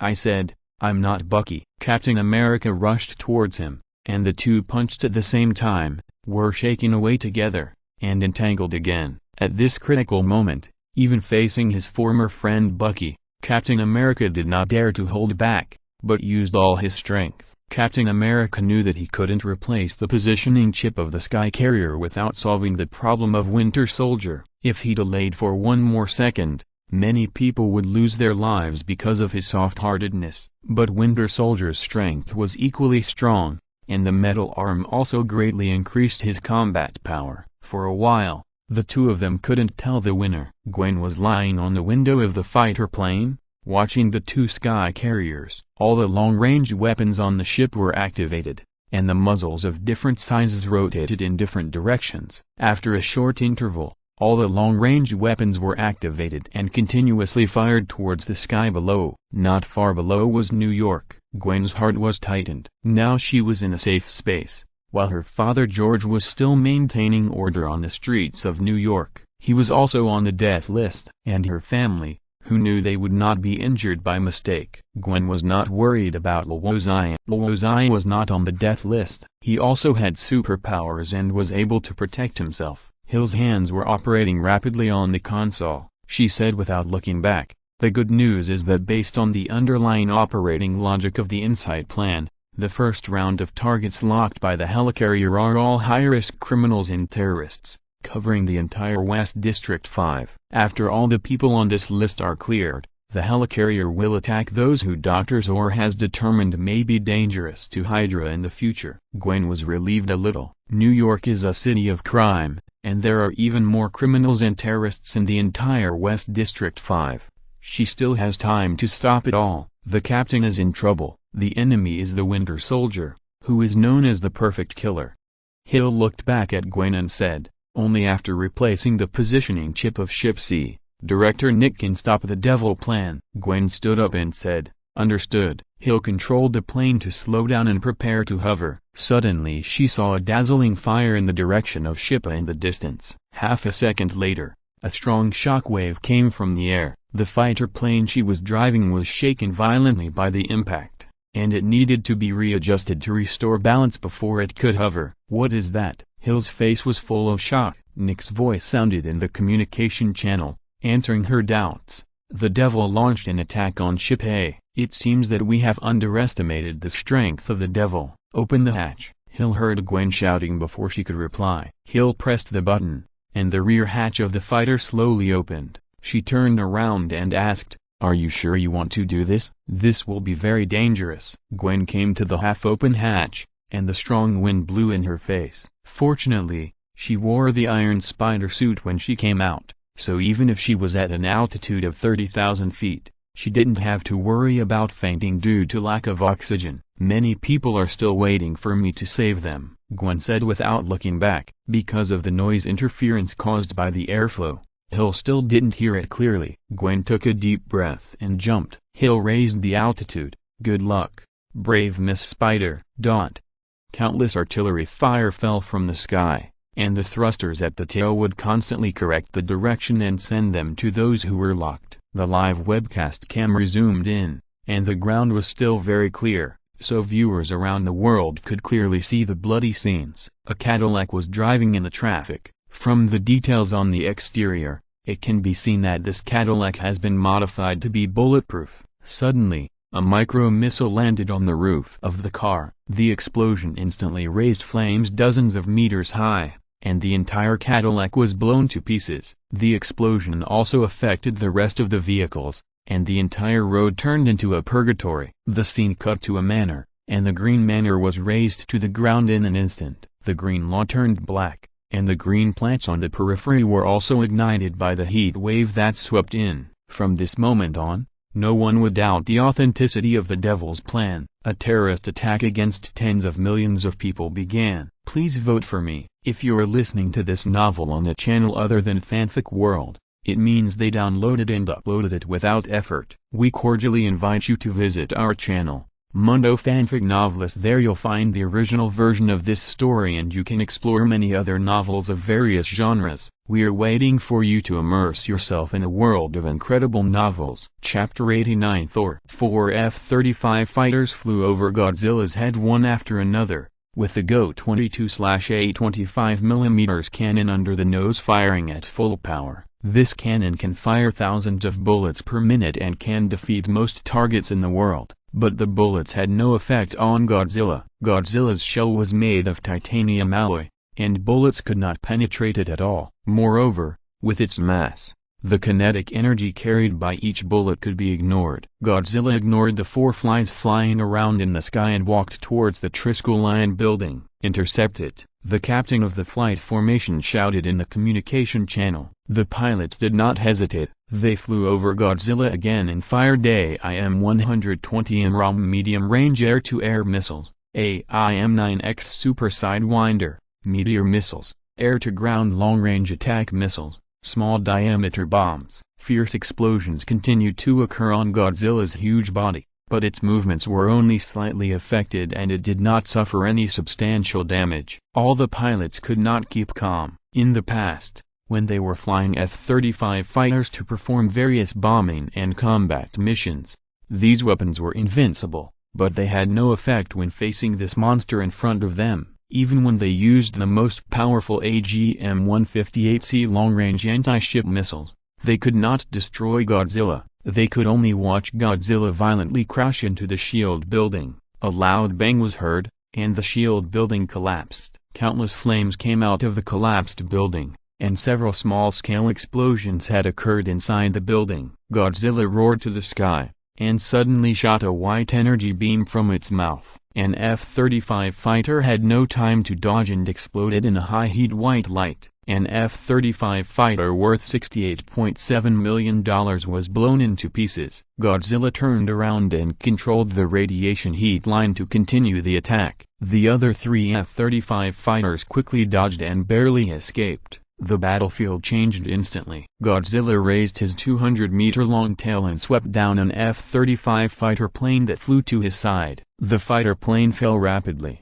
and the pilot exploded before he could open the parachute. Luo Xia stood in the air, watching the scene quietly. It turned out that his decision to leave two sky carriers was completely correct. After entering the flight orbit, the two sky carriers with full firepower brought fear to all mankind. No one knows whether such a behemoth will fly over their heads one day in the future, and suddenly drop missiles to ruthlessly harvest their lives. Especially when seeing those bloody live broadcasts, one figure after another was ruthlessly swallowed by the flames, which has become their nightmare. As the fear deepened, Luo Xia gained more villain value. In just over 10 minutes, his villain value continued to soar and even exceeded the 5 million mark. You must know that the devil plan has not yet ended. Today is destined to be a harvest day. Suddenly, a muffled thunder sounded in the daytime sky. Luo Xia raised his head alertly and looked up at the sky. Since the dragon talisman was upgraded to LV11, he has become more sensitive to energy fluctuations, and now he feels a powerful energy approaching rapidly. The weather changes rapidly. In just a few seconds, the originally clear sky was covered by several huge dark clouds. The sun was also blocked, and the whole world darkened. Lightning intersected in the high-hanging dark clouds, and thunder rolled across the sky. Suddenly, a figure fell from the dark clouds. He landed at a very fast speed, holding a black hammer in his hand, and his red cape fluttered. Thor? Luo Xia smiled faintly. There are not many characters with thunder and lightning attributes in Marvel, and Thor's appearance is also very distinctive. He has confirmed that the person coming is Thor. Today's harvest is a lot. The dog talisman was unsealed, all 7 talismans reached LV11, and a large number of villain values were harvested. But now it seems that everything is not over yet, and he will have other unexpected gains. Thor's falling speed is getting faster and faster. Looking at his trajectory, his target seems to be Godzilla on the ground. Thor urged the power of Thor, and the dark clouds in the sky dropped several lightning bolts on Thor's hammer. The lightning kept flowing on Thor's hammer, and it seemed that it would get out of control at any time. Only Thor could control this violent energy. Thor swung the hammer at Godzilla. Bang! The loud sound of metal collision spread throughout the area. A huge bouquet of fire burst out from Godzilla's body, and the lightning sealed in Thor's hammer also surged out in an instant. The powerful electricity instantly flowed through Godzilla's body and was absorbed by the earth. Under Thor's huge force, the huge Godzilla couldn't hold on and fell to the ground. Thor stood in the air, his blonde hair and the red cloak behind him were blown by the strong wind. He looked at the fallen Godzilla coldly and raised his thunder hammer with force. Thunder rolled in the dark clouds, and countless lightning bolts gathered together to form a bolt of lightning with a diameter of several meters. The lightning crossed a long distance in an instant and fell on Godzilla. Boom! A violent explosion occurred on Godzilla's body, and the silver-gray-gold titanium alloy turned into a charred black. It was still struggling and lost its movement under the thunder. A burst of light appeared out of thin air, covering the huge Godzilla. Thor looked at Godzilla in the light ball without any expression, and he clenched the hammer in his hand. But the next moment Godzilla disappeared. He looked carefully and saw a model less than half a meter long in the ruins. The top of the model Godzilla's head was sunken, and the whole body was black. Thor was stunned for a moment. What he just destroyed was just a toy. Luo Xia, who was far away, watched Thor finish off Godzilla with one hammer, but he didn't react much. When he resurrected Godzilla, the rat spell was only level 6. And Godzilla only had 65% of the energy in the setting, and his defense and attack power would be greatly reduced. As one of the strongest fighters in the Avengers, it was not difficult for Thor to achieve this level. Thor suddenly held the hammer in his hand again. He saw Godzilla's model floating up and flying in one direction at high speed. A figure suddenly appeared in the sky. He was dressed in a suit and the most noticeable thing was the demon mask on his face. Thor knew his identity. The demon. Thor looked alert. He didn't even notice the existence of the demon just now, and he didn't feel any spatial fluctuations in that area. The demon seemed to appear out of thin air. With the arrival of Thor, the god of thunder, A strong electric field was generated in this area. The electric field was not stable, and the changing electric field generated a huge magnetic field. The magnetic field interfered with the transmission of electromagnetic waves, so the global audience who were originally watching the live broadcast with anxiety were stunned when they saw the screen suddenly turned black. The greatest fear is the unknown. They don't know what happened on the other side of the earth. Did the governments of the world intervene to destroy the devil plan, or maybe the two sky carriers are flying towards them? Thanks to the book friend for the 10,000 point reward from the helmsman. Thanks to the book friend for the 2,000 point reward from the building. Thanks to the book friend for the 100 point reward. Thanks to the book friend Img for the 500 point reward. Chapter 90 Demon vs. Thor. Are you the damn demon? Thor was particularly angry because his girlfriend Jane Foster, an astronomer in the mortal world, was also on the death list of the devil plan. Luo Xia began to fly and kept approaching Thor. Asgardians, you should pay the price for your foul mouth. Thor was slightly surprised. The demons on Earth actually knew his origins? Thor turned Thor's hammer, and the hammer accelerated in his hand. He is the most warlike warrior in Asgard. Arrogance and strength are his synonyms. He is not afraid at all. Suddenly, Thor's hammer flew out, driving Thor's body. Thor raised Thor's hammer and smashed it hard at Luo Xia. The dragon totem in Luo Xia's hand was instantly lit up, and a burst of fire shot out, rushing straight to Thor's chest. Thor, who had a strong sense of combat, reacted instantly. Before the high-speed fire burst arrived, he erected Thor's hammer to block it in front of his chest. The extremely unstable explosion exploded instantly, creating a fireball with a diameter of more than 10 meters with Thor as the center. Under the power of the explosion, Thor was ejected from the fireball at a high speed, and retreated thousands of meters before he stabilized his body. But soon Thor rushed up again, and it was obvious that Luo Xia's instant dragon spell attack did not cause substantial damage to him. Thor is a hybrid of Odin, the god king of Asgard, and the first host of the Phoenix Force, so he is stronger than other Asgardian gods, and his body density is 3 times that of mortals, so he has a stronger ability to resist blows, and is immune to attacks such as viruses, radiation, and poisonous gases. He can withstand huge explosions, collisions, ultra-high temperatures of 9,000 degrees Fahrenheit and low temperatures below absolute zero, and can resist magic. He has extraordinary strength and speed, and can fight for a long time without feeling tired. He can freely enter the deep sea and space without carrying any equipment. Luo Xia looked at Thor, who was rushing up and could only use the displacement ability of the snake spell to dodge. Before the cow spell was unsealed, he could not compare with superheroes such as Thor, Spider-Man, and the Hulk in terms of strength alone. So when fighting with them, Luo Xia would choose to use the rabbit spell, chicken spell, and snake spell to pull, and then use the dragon spell to perform a powerful energy accumulating attack. Thor launched an attack again. Luo Xia used the rabbit spell to move at high speed,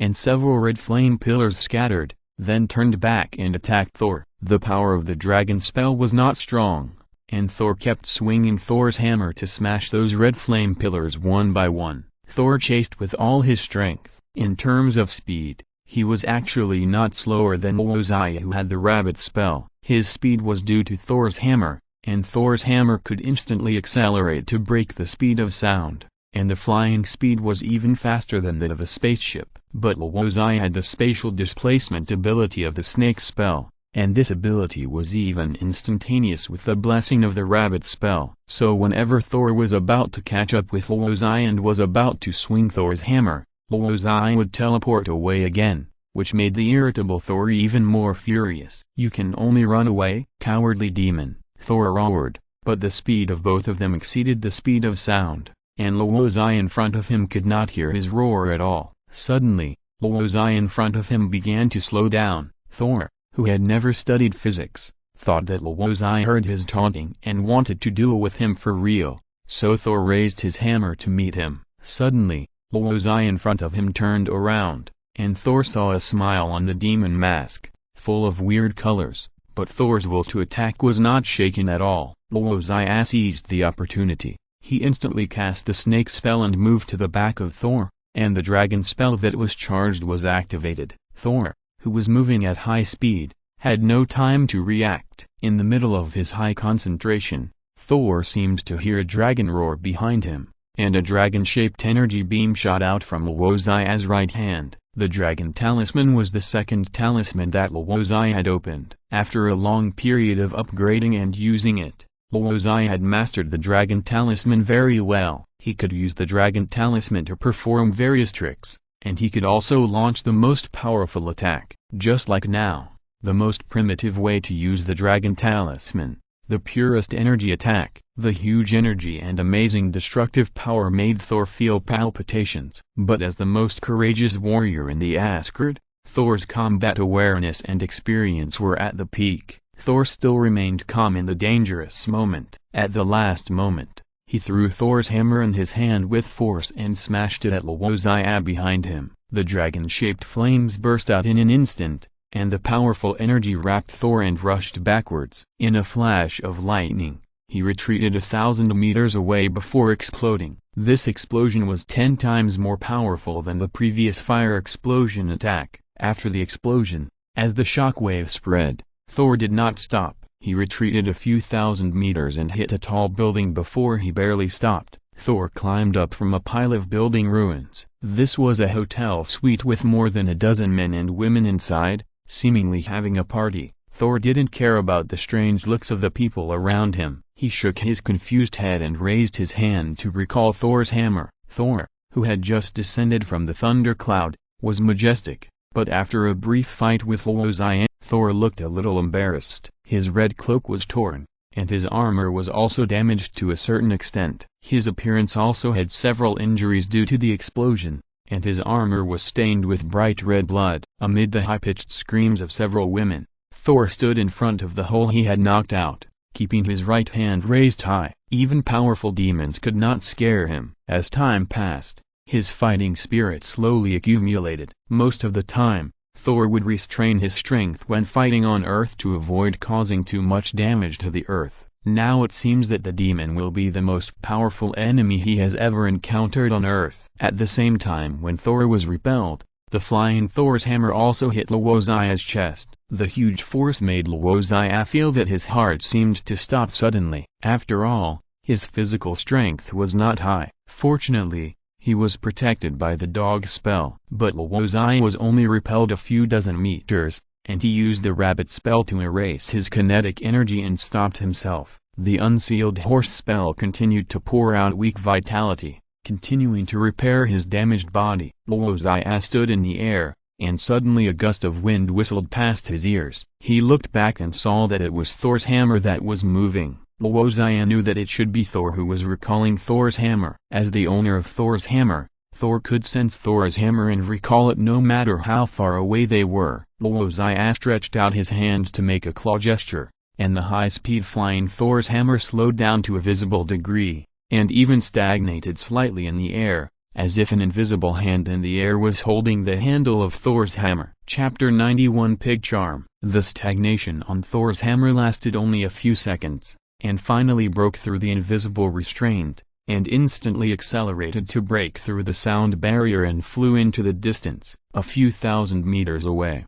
Thor, sweating profusely, took a deep breath. Thor had never been so nervous when the demon launched the most powerful attack, but he panicked when he felt that the demon was trying to control Thor's hammer. After a few seconds, Thor's hammer returned to his hand, and Thor was completely relieved. But now he was more wary of the demon and more determined to destroy the demon. Thor turned Thor's hammer and flew out again, leaving the men and women in the hotel suite stunned. Luo Xia looked at the flying Thor's hammer and shook his head slightly. It seemed that the telekinesis of the chicken spell LV11 could not control Thor's hammer. After all, it was the artifact Mjolnir, and its origin was born since the beginning of the universe. It was the ancestor of storms and thunder that was powerful enough to destroy galaxies, the storm of the gods, and was sealed in a piece of metal by Odin when he was young. The storm of the gods has a certain degree of self-awareness, so Thor's hammer was extremely violent at the beginning of its birth,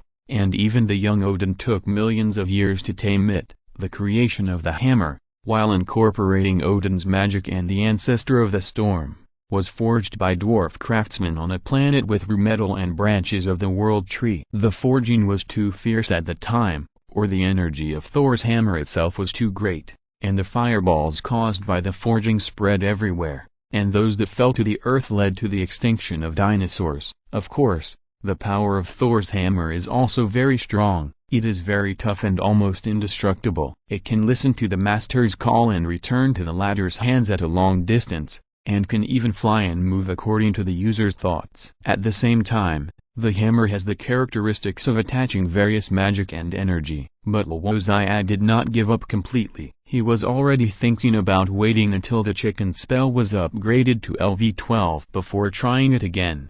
And the unsealed cow spell is also worth looking forward to. After all, in Luo Xia's heart, the ultimate spell power is higher than Odin's divine power. Luo Xia, who possessed the dragon talisman, could feel a violent energy approaching him at a very fast speed. It was undoubtedly Thor, the god of thunder, who was getting braver and braver with each battle. Luo Xia was about to react when a pleasant system prompt sounded. Detected superhero Thor. Pig talisman has been unsealed and can be upgraded with villain value. Try to make Thor feel negative emotions. More surprises are waiting for your exploration. As Luo Xia expected, Thor, as one of the three giants of the Avengers, also had the qualifications to unseal a talisman. Pig talisman LV1, laser power, can give the holder the ability to shoot lasers from both eyes. Instantaneous ultimate power. Pig talisman LV1. Upgrading to LV2 requires 15W villain value,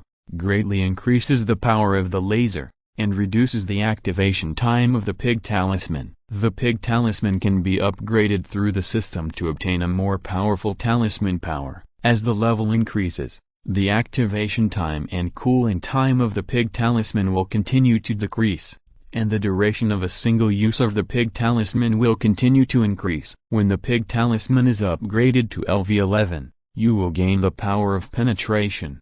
The laser of the pig talisman can penetrate most substances and ignore the opponent's defense and magic energy. When the pig talisman is upgraded to LV12, the laser will be able to penetrate any substance, ignoring any physical defense and magic energy defense of the target, and you will gain the power to penetrate space. For example, your laser can break through the infinite illusion space created by humans. The pig talisman is the 8th talisman that Luo Xia has unsealed, and it is also the second defensive talisman, which makes up for his shortcoming of a single attack method. Feeling Thor getting closer and closer, Luo Xia didn't think too much. He spent 2.2 million villain points to upgrade the newly unsealed pig talisman to LV11. The devil plan continues to harvest villain points. Now his villain point has exceeded the 10 million mark. Luo Xia, who has achieved villain point freedom, no longer has to bother to upgrade the talisman. At this moment,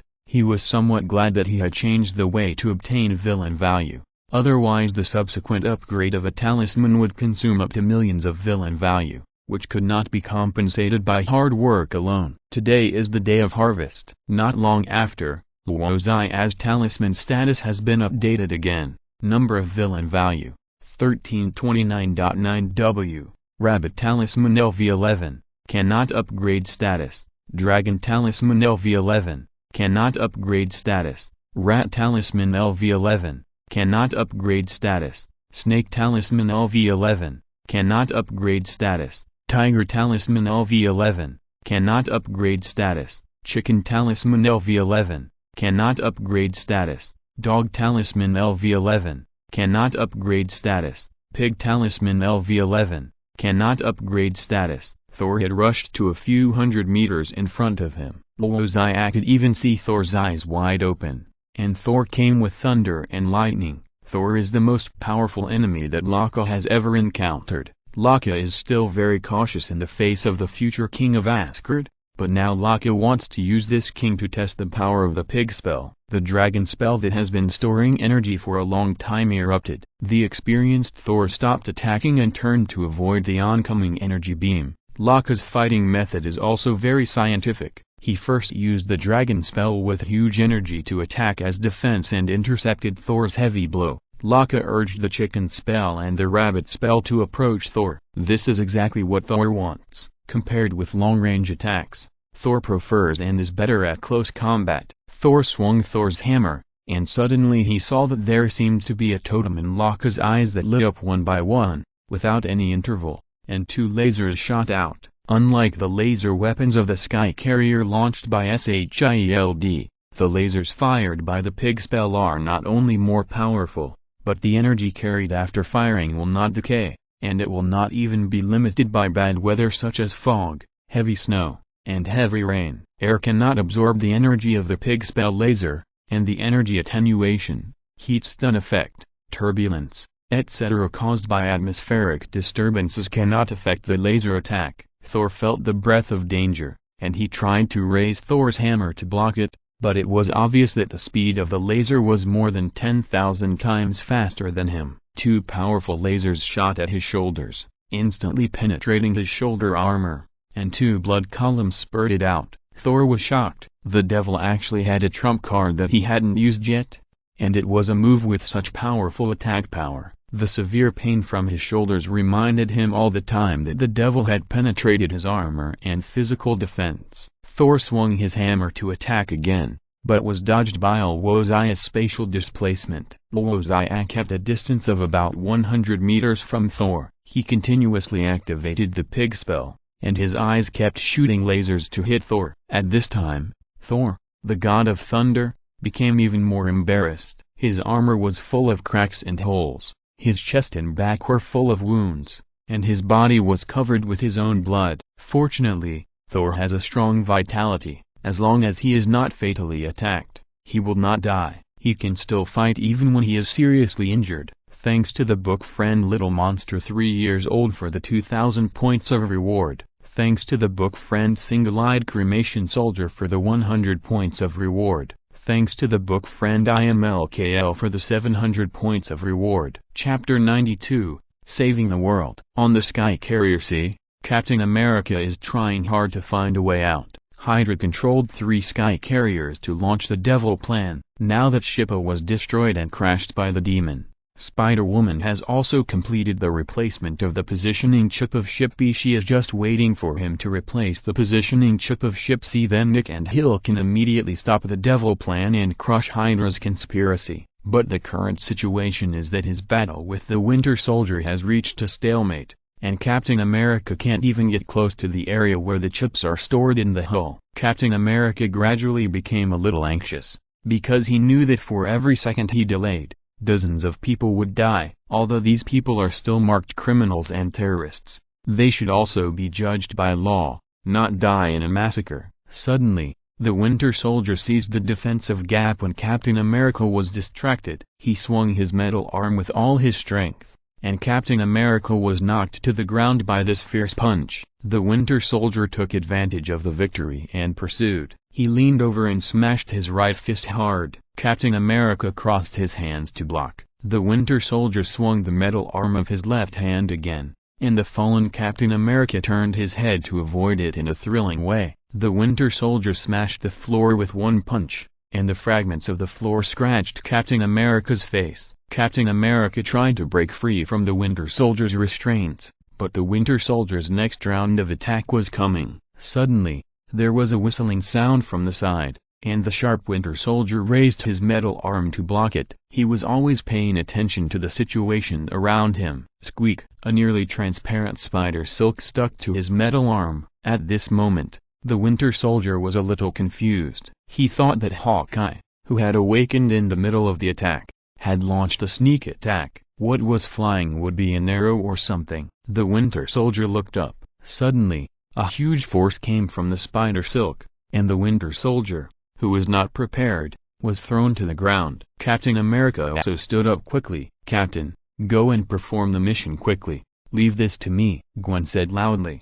"Can you handle it?" Captain America was a little skeptical. He took out the chip and prepared to throw it to Gwen. "Let me stop him." The Winter Soldier stood up and looked. A stranger in a pink battlesuit was rushing towards him. The Winter Soldier pulled out his pistol and shot without any hesitation. Gwen's reaction was extremely fast, and with the alarm of spider sense, she dodged in advance, and the bullet undoubtedly missed. Winter Soldier continued to shoot expressionlessly. In a moment, He emptied the magazine without adjusting his aim, but what he didn't expect was that Gwen squatted left and right to dodge continuously when approaching him, and actually dodged his 9 bullets in a row. What kind of monster is this? Winter Soldier was a little surprised. The last time he faced an enemy faster than he could dodge bullets was a demon. Gwen also stood in place after seeing Winter Soldier stop shooting. She belatedly held her forehead and said, "I forgot that this suit has bulletproof function." Winter Soldier jumped up.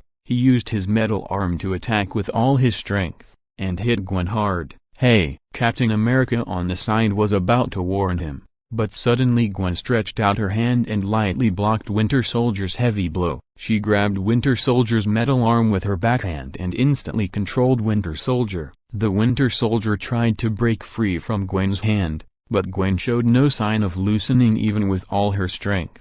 The hand clamped his wrist like a pair of pliers. "You actually have a metal arm?" Gwen asked curiously. "Mine is just a layer of battle clothes." The Winter Soldier, who had a cold face, couldn't help it in an instant, and he was surprised. The Winter Soldier had never failed in carrying out secret missions for decades, but he had encountered Waterloo one after another in recent times. The last time it was a demon, and now someone wearing a girl's battle clothes appeared out of nowhere. Even though he had consumed a lot of energy after a hard fight before, his combat effectiveness did not drop significantly, and the opponent could easily take the heavy blow of his metal arm. "Captain?" Gwen turned around and looked at Captain America, who was standing there without moving, feeling a little strange. "I'll go change the positioning chip," Captain America said and ran. The Winter Soldier did not surrender. He flew back and kicked out, and Gwen nimbly avoided his attack. The Winter Soldier punched again, but his attacks were easily blocked by Gwen. When the Winter Soldier faced Spider-Gwen, who was stronger and faster than him, he was instantly at a disadvantage. He could only barely hold on with his rich combat experience and was not defeated by Gwen in a short time. Captain America, who was standing by, seemed to be cutting melons and vegetables when he dealt with ordinary guards after passing the Winter Soldier. He quickly came to the chip storage room, entered the password and replaced the positioning chip of Ship C. "Agent Hill, Ship C has completed the chip replacement," Captain America said anxiously in the communication channel. The next moment, the 2 sky carriers with full firepower stopped attacking instantly, and the long and short gun barrels on the outside of the ship rotated in turn to prepare for retraction. In the main control room of the sky carrier, dozens of staff members were stunned. They watched the captured ground target disappear, and all the long-range weapons on the ship stopped attacking. No matter what the staff did, it was in vain. They didn't know what happened yet, but the operating program of the sky carrier would never go wrong. But it was clear that the matter did not end there. "Captain, evacuate Ship C quickly. Both sky carriers will be destroyed and fall in 1 minute," Hill said quickly. "I'll wait for you on the deck." "Got it." Captain America threw away his empty gun and ran all the way to the place where Spider-Woman and Winter Soldier were fighting. Although Captain America was mentally prepared in advance, he was still a little surprised to see the scene in front of him. Bucky's hands were tied, and Spider-Woman hung him on the ceiling with a spider silk, looking at him, tilting his head and letting others do whatever they wanted. It seemed that Bucky had fallen into a coma. "Can you put him down, Spider-Woman?" Captain America said quickly. "We have to leave this dangerous place." Captain America carried Hawkeye, who had not yet woken up, with one hand, and caught the Winter Soldier put down by Gwen. He carried 2 people on one shoulder, and his speed was not much slower. Gwen was swinging on the spider web in the corridor. "Hey, Captain, have we completed the mission? I just saved all of humanity?" "Yes, Spider-Woman." Captain America took the time to respond to Gwen. "Thank you for your efforts. I will try my best to help you apply for the hero badge and let the police lift the warrant for your arrest." "Cool." Gwen was very happy. She originally got involved just to stop the devil plan and protect herself and her family. Even though she was actually helping to save the world, she never thought about the reward afterwards, but she would be happier if there was a reward. After all, it was a kind of recognition of herself. Not to mention getting the police to lift the warrant for Spider-Woman. It would be great if she could take this opportunity to help her father George resolve his misunderstanding of Spider-Woman. Chapter 93 Ending. Director Nick? Hill looked at the American team on the deck on the monitor and immediately called Nick on the communication channel. Hill did not receive any response, but she saw that the long-range weapons of the two helicarriers began to rotate regularly,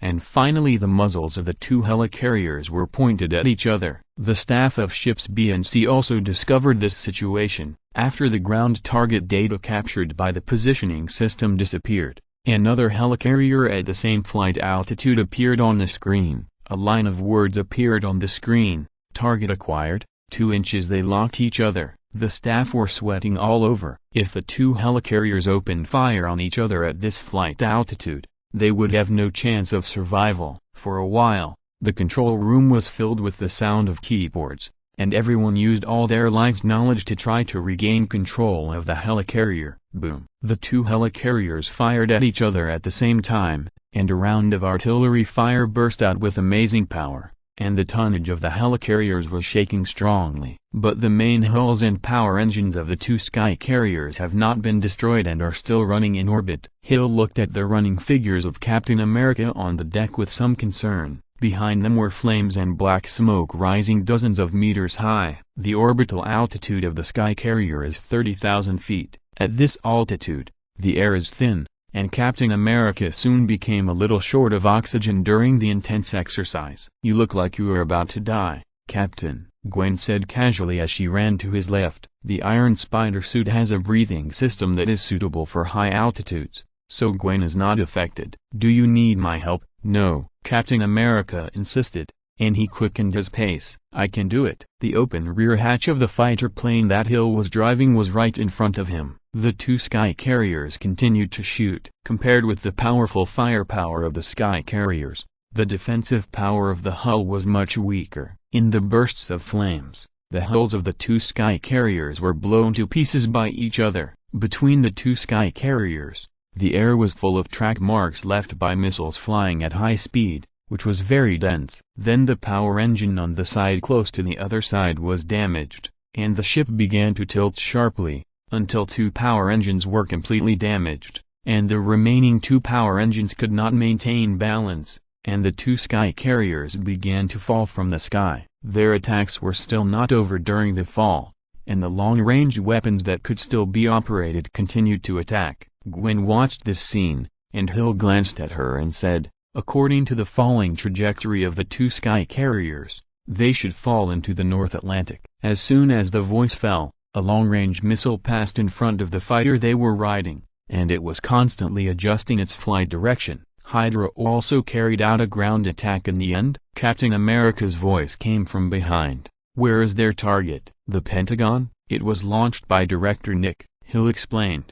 "The target is an abandoned SHIELD base in New Jersey." "Captain, you once received military training there, and SHIELD was also established at that base. Now the supercomputer that stores Dr. Zora's consciousness is also there." "Who is Dr. Zora?" Gwen asked curiously. "A high-ranking member of Hydra. He surrendered after being captured during World War II and participated in many military research. After his death, his consciousness was transferred to a supercomputer. He was the target of Director Nick's long-range missile." "Human consciousness can be transferred to electronic components?" Gwen couldn't help but exclaimed. "Cool." The Devil Project was terminated, and a war was finally over. Everyone's tense nerves relaxed. Hill kept lowering the flight altitude of the fighter plane during the chat. "Where are you going now, Miss Spider?" Hill asked. "Do you need me to take you there?" No, there is no helipad at home." Gwen quickly refused. "Saving the world is so tiring. Finally everything is over. I can have a beauty sleep tonight." "No, it's not over yet," Captain America said seriously. "The devil is still at large. As long as he is not brought to justice, the world will not be at peace." Gwen fell into silence, but she still nodded, indicating that she agreed with Captain America's statement. "This time it's the devil's plan that is going to kill 20 million people worldwide. Hydra wants to destroy the current order of the world, but no one can guess what the devil's purpose is. He is a complete lunatic," Hill also complained, "and the devil is a powerful lunatic. I won't be surprised if he wants to destroy the Earth next time." Captain America was silent for a long time, and his hands slowly came together, in order to fight the devil. I think we should do something. Get out of the way, Gwen suddenly shouted. Just as the fighter was hovering and preparing to land, an extremely fast UFO hit the fighter from the side. In an instant, a red light lit up on the dashboard, and the damaged fighter lost control and began to spin in the sky. Gwen reacted very quickly and grabbed the ceiling. No matter how the fighter moved, she was not affected, but Captain America and the two unconscious people were miserable. They kept sliding around in the cabin, and there was also the UFO that knocked a big hole in the fuselage. And a hammer. The unconscious Hawkeye and Winter Soldier also woke up after repeated collisions in the cabin. The Winter Soldier was still tied up by spider silk. Captain America grabbed the Winter Soldier tightly and stabilized him. Hill's driving skills were very good. She stabilized the fighter plane before it crashed and pulled it up again to prepare for landing. Who told you not to sit down and fasten your seat belts? Hill complained. And what is this thing? Thor, covered in blood, slowly raised his hand. A team of S.H.I.E.L.D. agents escorted Pierce out of the safe zone. Pierce stopped and looked at the ruined Triskelion building. He remembered the scene of himself overlooking the ground from the top of the building. S.H.I.E.L.D. will build a new headquarters building at the original location, but there will be no office in the new building, Natasha said lightly. Pierce smiled. Of course, my office will be in Northern Europe. Suddenly, a burst of gunfire rang out in the team. Most of the agents turned against them on the spot and shot the people around them. Just as Natasha was about to move, Pierce raised his mobile phone and pressed a button. The silver badge on the chest of a council member exploded, and the council member fell to the ground and died instantly. If you don't want a 3-inch hole in your chest, don't move. Pierce kept smiling. Natasha frowned slightly, and she could only throw the gun in her hand. But Pierce's smile didn't even last 3 seconds. The next moment, Pierce's whole body was burning with flames. His suit and hair were instantly incinerated, and the mobile phone in his hand could not withstand the high temperature and exploded. Pierce's face was full of fear, and the flames engulfed his face again. The flames were extremely hot, and Natasha retreated terrified away from Pierce, who was being burned by the rootless flames. The group of betrayed agents looked at this strange scene with horror on their faces. They trembled all over and couldn't even hold their guns when they heard Pierce's wail like a ghost on his knees. In just a few seconds, the mysterious and strange flames disappeared, along with Pierce. Where he had stood, only a pile of black ashes was left. A breeze blew, and the ashes also drifted in the air with the wind, disappearing without a trace. Natasha looked over and saw only a creepy demon mark left on the ground. Thanks to the book friend Shu Meng Wu Shu for the 100 points of reward. Thanks to the book friend Shi Guang Ruz Yan for the 100 points of reward. Chapter 94. Remarks on the release. It will be on the shelves at 12 noon tomorrow. Please support me. The first order is very important for a book. I will report the results to you. Now the number of follow-up readings of this book is 6,500, and the number of collections is 48,000. I hope the first order will not collapse. The expected first order is 4,000. Even a small salted fish should have dreams. The results are very good, and it is my first book. I will definitely work hard to write it to the end, so everyone can rest assured to subscribe. Don't worry about Unix or bad endings. I hated this kind of thing when I was a reader, and I will definitely stick to my original intention as an author. Then I will try my best to update every day after it is on the shelves, but I can't guarantee the specific amount. Anyway, it will be more than 4,000 words a day during the new book period. It is expected to be 6,700 words, right? Of course, it may be more. The higher the first order, the more it can inspire my fighting spirit to write. If the reward reaches 15,000 Kidian coins, one more chapter will be added, and the rewards that have been rewarded will be paid back. Now I only owe 3 or 4 chapters to the big brother. Little Monster is 3 years old, and I will try to pay it back quickly. It is not easy for a new writer to reach this stage. 200,000 words in the first period of a new book can make many people out. Fortunately, I persisted, and I did not stop writing for 47 days. I have been practicing driving every day recently. I just finished the 3rd and 4th test this afternoon and got the book. At night, I am going to save the manuscript all night to put it on the shelf. So for the author's hard work, please support the genuine reading. New writers will still face many challenges, such as character setting and plot. I will read every book review and try to adjust it. I will satisfy everyone on the principle of sticking to my own ideas. For example, many people say that the clone is poisonous, so there will be no clone in the future. There is also the problem of character setting. I will work hard to improve it and hope to describe a demon that everyone likes. And the combat power has not collapsed, although the process is very difficult. Fortunately, the performance of the new book period is not bad. It has successfully advanced in each round of recommendations.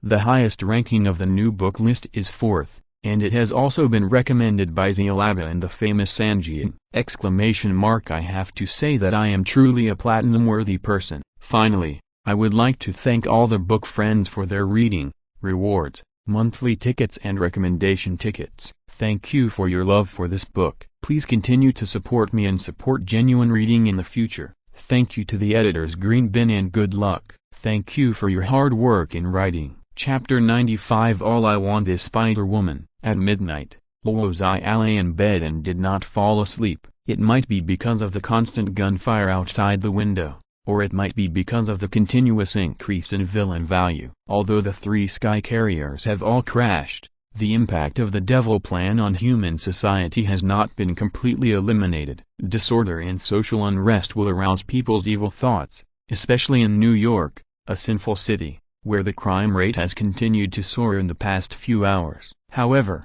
police resources are limited, which adds a bright red to the glorious night of New York. Luo Xia turned her head to look out the window, and suddenly a human-shaped black shadow hanging upside down appeared on the closed window. The black shadow stared at Luo Xia through the glass for a few seconds, and she tapped the window lightly. It was Gwen. Luo Xia was very familiar with Gwen's energy source. Luo Xia found her when Gwen approached this house. Or it could be Spider-Gwen. As time passed, the spider gene was constantly strengthening Gwen's body. Of course, the spider gene would also affect her habits and movements, such as when she was in battle, or now. Luo Xia reached out and turned on the light in the room. He waved his hand, and the closed window slowly slid open. Gwen jumped into the room and landed lightly. She shot out spider silk and pulled a chair away. She caught it with one hand and put it down. When she sat down, she even put her feet on the table. Gwen was as casual as if she had returned to her own home. Luo Xia's eyes were full of calmness during the whole process,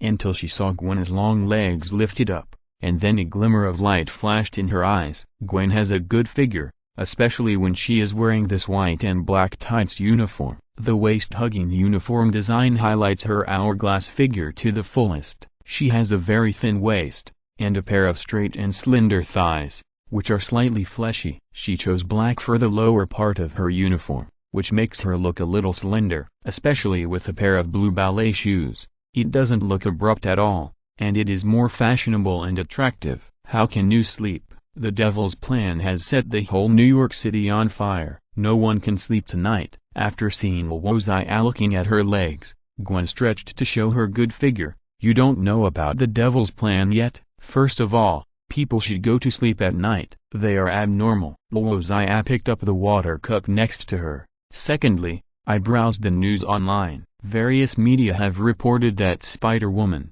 Captain America, and Iron Man joined forces to smash the devil's plan and save the world. Although I believe the report of the Daily Bugle more. They said that you are in the same group with the devil, and this time you were just acting to deceive the public. Gwen was delighted. She thought it was not easy to get Luo Xia's praise. Of course, the report of the Daily Bugle was automatically ignored by her, but she didn't expect Luo Xia to suddenly change the subject.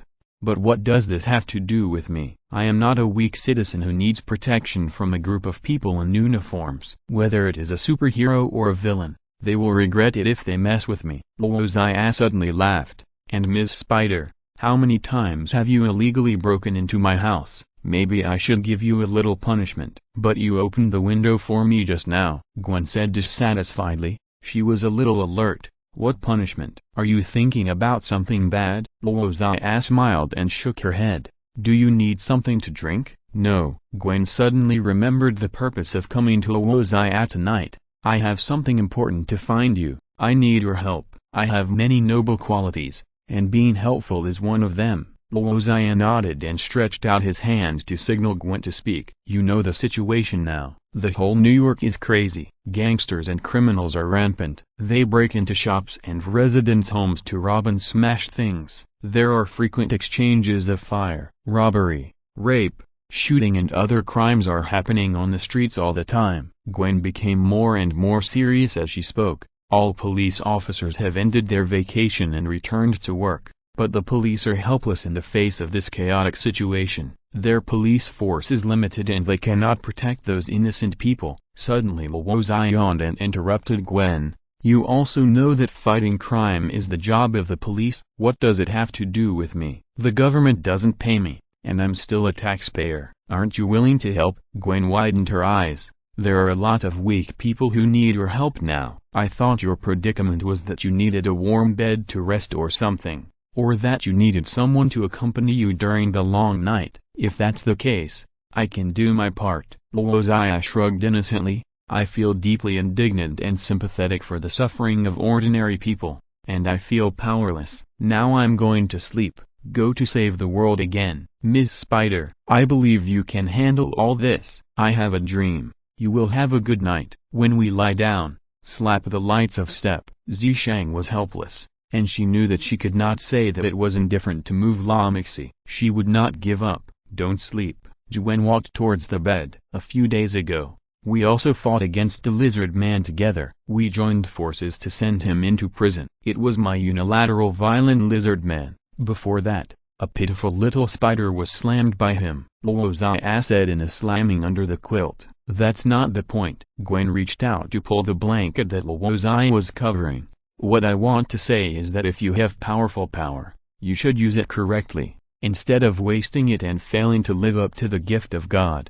God is not qualified to give me anything. Luo Xia sighed. He lay on his side and propped up his head with his hands to look at Gwen. If Gwen dared to pester the devil like this, Luo Xia would definitely give her an unforgettable lesson. But now he is not a devil. He is just a mysterious middle school student. Of course I understand the truth. The greater the ability, the greater the responsibility. Luo Xia smiled. But that is not my obligation. Compared to saving those weak people who are suffering, I prefer to respect their fate. Gwen was suddenly stunned. Her eyes lost focus. Luo Xia's words, the greater the ability, the greater the responsibility, brought her a great mental shock, as if it hit her soul directly. This sentence kept flashing in her mind, like a spiritual brand engraved in her heart. She was deeply shocked. Gwen's family determined her thinking. George, who worked in the police system, instilled in her the concept of justice and the rule of law since she was a child. Since Gwen became Spider-Woman,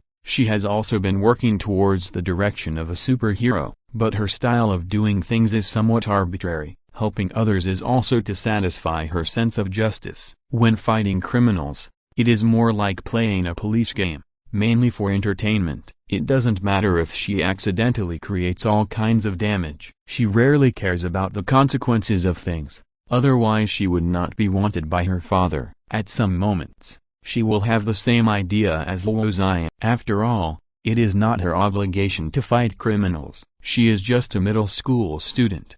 It is already excellent to be able to do these, but occasionally in the middle of the night, Gwen will look at the police's wanted order, the media's slander, and the abuse of a group of people, and she will feel a little lost. Gwen often feels a little confused. She will wonder if she has really done something wrong. Sometimes she feels that she is not worthy of the spider power and the title of Spider-Woman. But now Luo Xia's words instantly eliminated all her confusion. She saw her own path clearly, as if she was enlightened by a wise man and understood the creed of life. With great power comes great responsibility. Gwen silently repeated what Luo Xia said, and a sense of mission suddenly surged in her heart. This sentence seemed to be born for her, lighting a bright light in her spiritual world. I didn't expect you to say such a philosophical word, Gwen said slowly. Her tone was a little gentle. Then I will feel very sad. I have always been very profound, but you don't understand it at all. Luo Xia smiled. Of course the sentence is not suitable for me. I have great ability, but my responsibility is only to kill those who make me unhappy. Now there are no gangsters and criminals to provoke me. On the contrary, you have been disturbing my sleep. Gwen didn't care about the threat in Luo Xia's words. She didn't think Luo Xia would hurt herself. You understand the truth, but you don't want to do it. Gwen was a little anxious. She held Luo Xia's hand. You have very powerful abilities. You only need to waste a little time to help many people, and even save their lives. Luo Xia raised the left corner of his mouth and showed a sneer. Gwen instantly understood that expression. Luo Xia seemed to be saying that the life and death of those people had nothing to do with him. He ignored the people and the weak, just like he ignored a group of ants. Gwen had seen Luo Xia's indifference, but this was the first time she saw his cold-bloodedness. The meaning of my existence is not to save and help those irrelevant people. You can do what you like,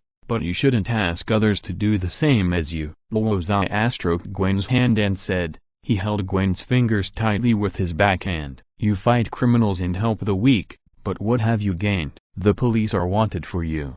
The gangs have issued a reward for your life. An entertainment newspaper has transformed into a news daily to discredit you. More and more people are scolding you online, and even started an offline real name signature campaign to boycott Spider-Woman. The devil does all kinds of evil, but they only dare to complain in the comment area, and they dare not even show their faces when posting accusation videos. Gwen was silent. She had many righteous words but couldn't say them, because every word Luo Xia said was true. Luo Xia also kept quiet. He patiently played with Gwen's fingers. After a while, Luo Xia reached out to hug Gwen's waist, but when her hand just touched Gwen's waist, she immediately bounced away. Her reaction was a bit big. What about me? Gwen suddenly asked. She stood in front of the window, and the light came down from the front. What? You ignored those ordinary people. They don't deserve your help and salvation. Then what about me? Your girlfriend Gwen Stacy.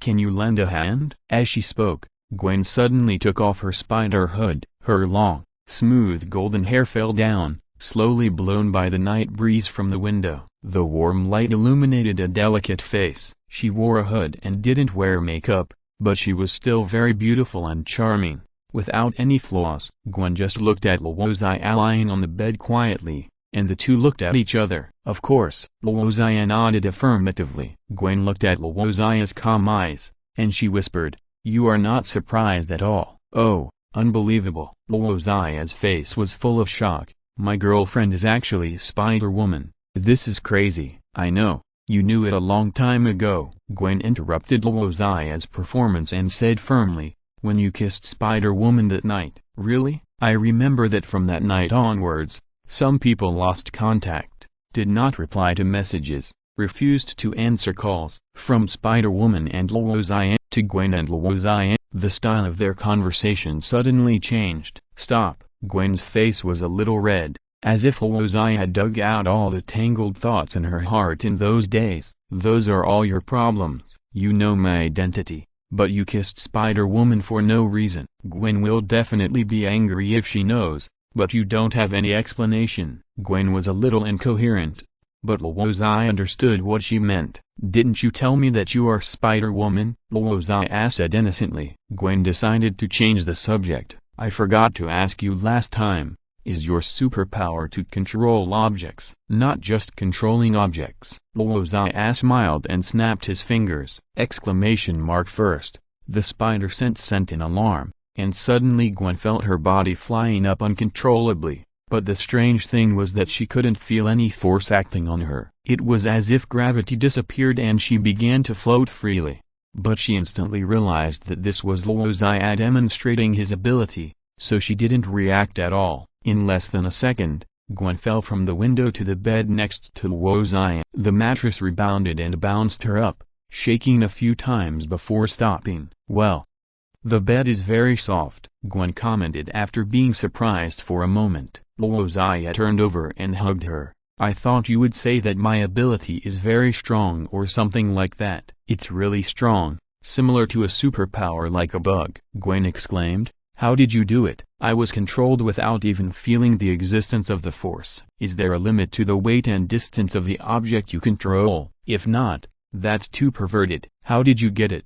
Gwen's voice stopped abruptly. Luo Xia had already kissed her. She also used a little strength to hug Luo Xia, and the two of them rolled around in a passionate kiss. Slowly, Luo Xia's hand around Gwen's waist began to move upwards. After a few minutes, Gwen's face was flushed, and her blonde hair was scattered on the bed. Wait for me to take off my uniform first. Gwen stretched out her hand to block Luo Xia. Her eyes were a little blurred. No, your tights look good, sexy and attractive, Luo Xia said. No one can resist Miss Spider in a white and black tights. Gwen, I want Spider-Woman. Hiss. A sound of cloth tearing was heard. Now is not the time. Gwen suddenly woke up. We still have important things to do. Oh, this is the most important thing. According to the word count, there are 2 updates, which is the amount I have done in the previous day. Of course, it's not finished yet. There will be updates in the afternoon and evening. Please subscribe. If you're listening to this novel on a channel other than Fanfic World, it means they downloaded and uploaded it without effort. We cordially invite you to visit our channel, Mundo Fanfic Novelist. There you'll find the original version of this story and you can explore many other novels of various genres. We're waiting for you to immerse yourself in a world of incredible novels. Chapter 96 Temporary Hero. At 4 in the morning, New York was still brightly lit. The traffic on the road was endless. The lights were shining, and the streets under the night sky were colorful, revealing a seductive beauty. A figure swung up from the bottom of the building. In her hand, a transparent spider silk could be seen connected to the top of the building. She drew a standard arc in the air, and then released the spider silk after accelerating until she reached the highest point. At the moment of lingering in the air, she shot out the spider silk to connect to the next building, accelerated to land and continued to do a single pendulum motion, and so on, swinging the spider silk between the buildings with a small distance. Half a second later, another figure flew across the sky at a moderate speed. In comparison, he was the real flying. Luo Xia stood upright in the air. When flying, his body leaned forward slightly. He didn't have to consider air resistance when flying at a low speed. This flying posture was more comfortable. Sometimes Luo Xia still admired Gwen very much. For example, tonight, Luo Xia admired Gwen's sense of justice and responsibility, as well as her perseverance. It was already past 2 o'clock when Gwen and Luo Xia finished their work. Gwen, who was a little confused at that time, had not forgotten her purpose tonight. She forced Luo Xia to go out to fight against criminals who took advantage of the chaos to do evil, to uphold justice and save the people. Luo Xia, who had just put on her pants, wanted to refuse but couldn't. After looking at Gwen, Luo Xia could only agree to her unreasonable request. After the two washed and rested, it was already 3 o'clock in the morning. They went out with the street lights. Fortunately, Gwen and Luo Xia were not ordinary people. They were energetic and would not feel tired even if they didn't sleep all night. What Gwen said was true. The devil plan had a far-reaching impact. The crimes that New York had accumulated for a long time were released tonight. They walked along the bustling streets, and criminals and degenerate people could be seen everywhere. Drug addicts were everywhere. Robberies and shootings were very common, and those shops with closed doors could not escape the fate of being smashed. Along the way, the two had prevented dozens of crimes and punished hundreds of armed criminals. It would be fine if those criminals were facing Gwen. At most they would just break a few bones, or be hung by spider silk for a few hours. But if they were facing Luo Xia, it would be too miserable. Some criminals were shot by their own pistols, some criminals flew 10 meters high and fell heavily to the ground, and some criminals were run over by cars parked on the roadside. Even Gwen has repeatedly accused Luo Xia of being too cruel and bloody, and the correct way should be to stop them, then hand them over to the police, and let the law judge these criminals. But her reminder was useless, and Luo Xia laughed at Spider-Woman for being too saintly, and talking about mercy and rule of law in the face of high-risk criminals with guns, and they did not deserve to be saved. No wonder Mr. George hates the Spider-Woman new play. If it was someone who increased my workload every day, I would find it hard to like her. After hearing Luo Xia's complaints, Gwen exploded. She swung the spider silk quickly in front, and did not turn back when she heard Luo Xia's voice. Luo Xia followed his angry girlfriend slowly, and he was still complaining in his heart at this moment. As a demon, he was forced by his superhero girlfriend to go out and do justice and be a temporary hero. I have to say that this world is too absurd. Suddenly, Gwen, who was supposed to rise after swinging to the lowest point in front, flew out. She kept falling during the flight, and the trajectory of her body in the air was similar to the curve of horizontal projection. At the other end of the spider silk, a large wall of the building fell down. It turned out that the wall of the building could not withstand the tension of the spider silk and fell off. Luo Xia stretched out her hand and made a lifting motion. Gwen, who was falling faster in front, stopped instantly. It seemed that an invisible hand in the air picked her up and flew quickly towards Luo Xia. Gwen held Luo Xia's outstretched hand. At this moment, the fallen wall just fell to the ground and crushed a car parked on the roadside. "I'm sorry, Mr. Car Owner, this building must have been shoddy, and there are serious quality issues," Gwen said with her hand on her forehead. She looked at Luo Xia. "It's definitely not a problem with my weight." Luo Xia shrugged helplessly.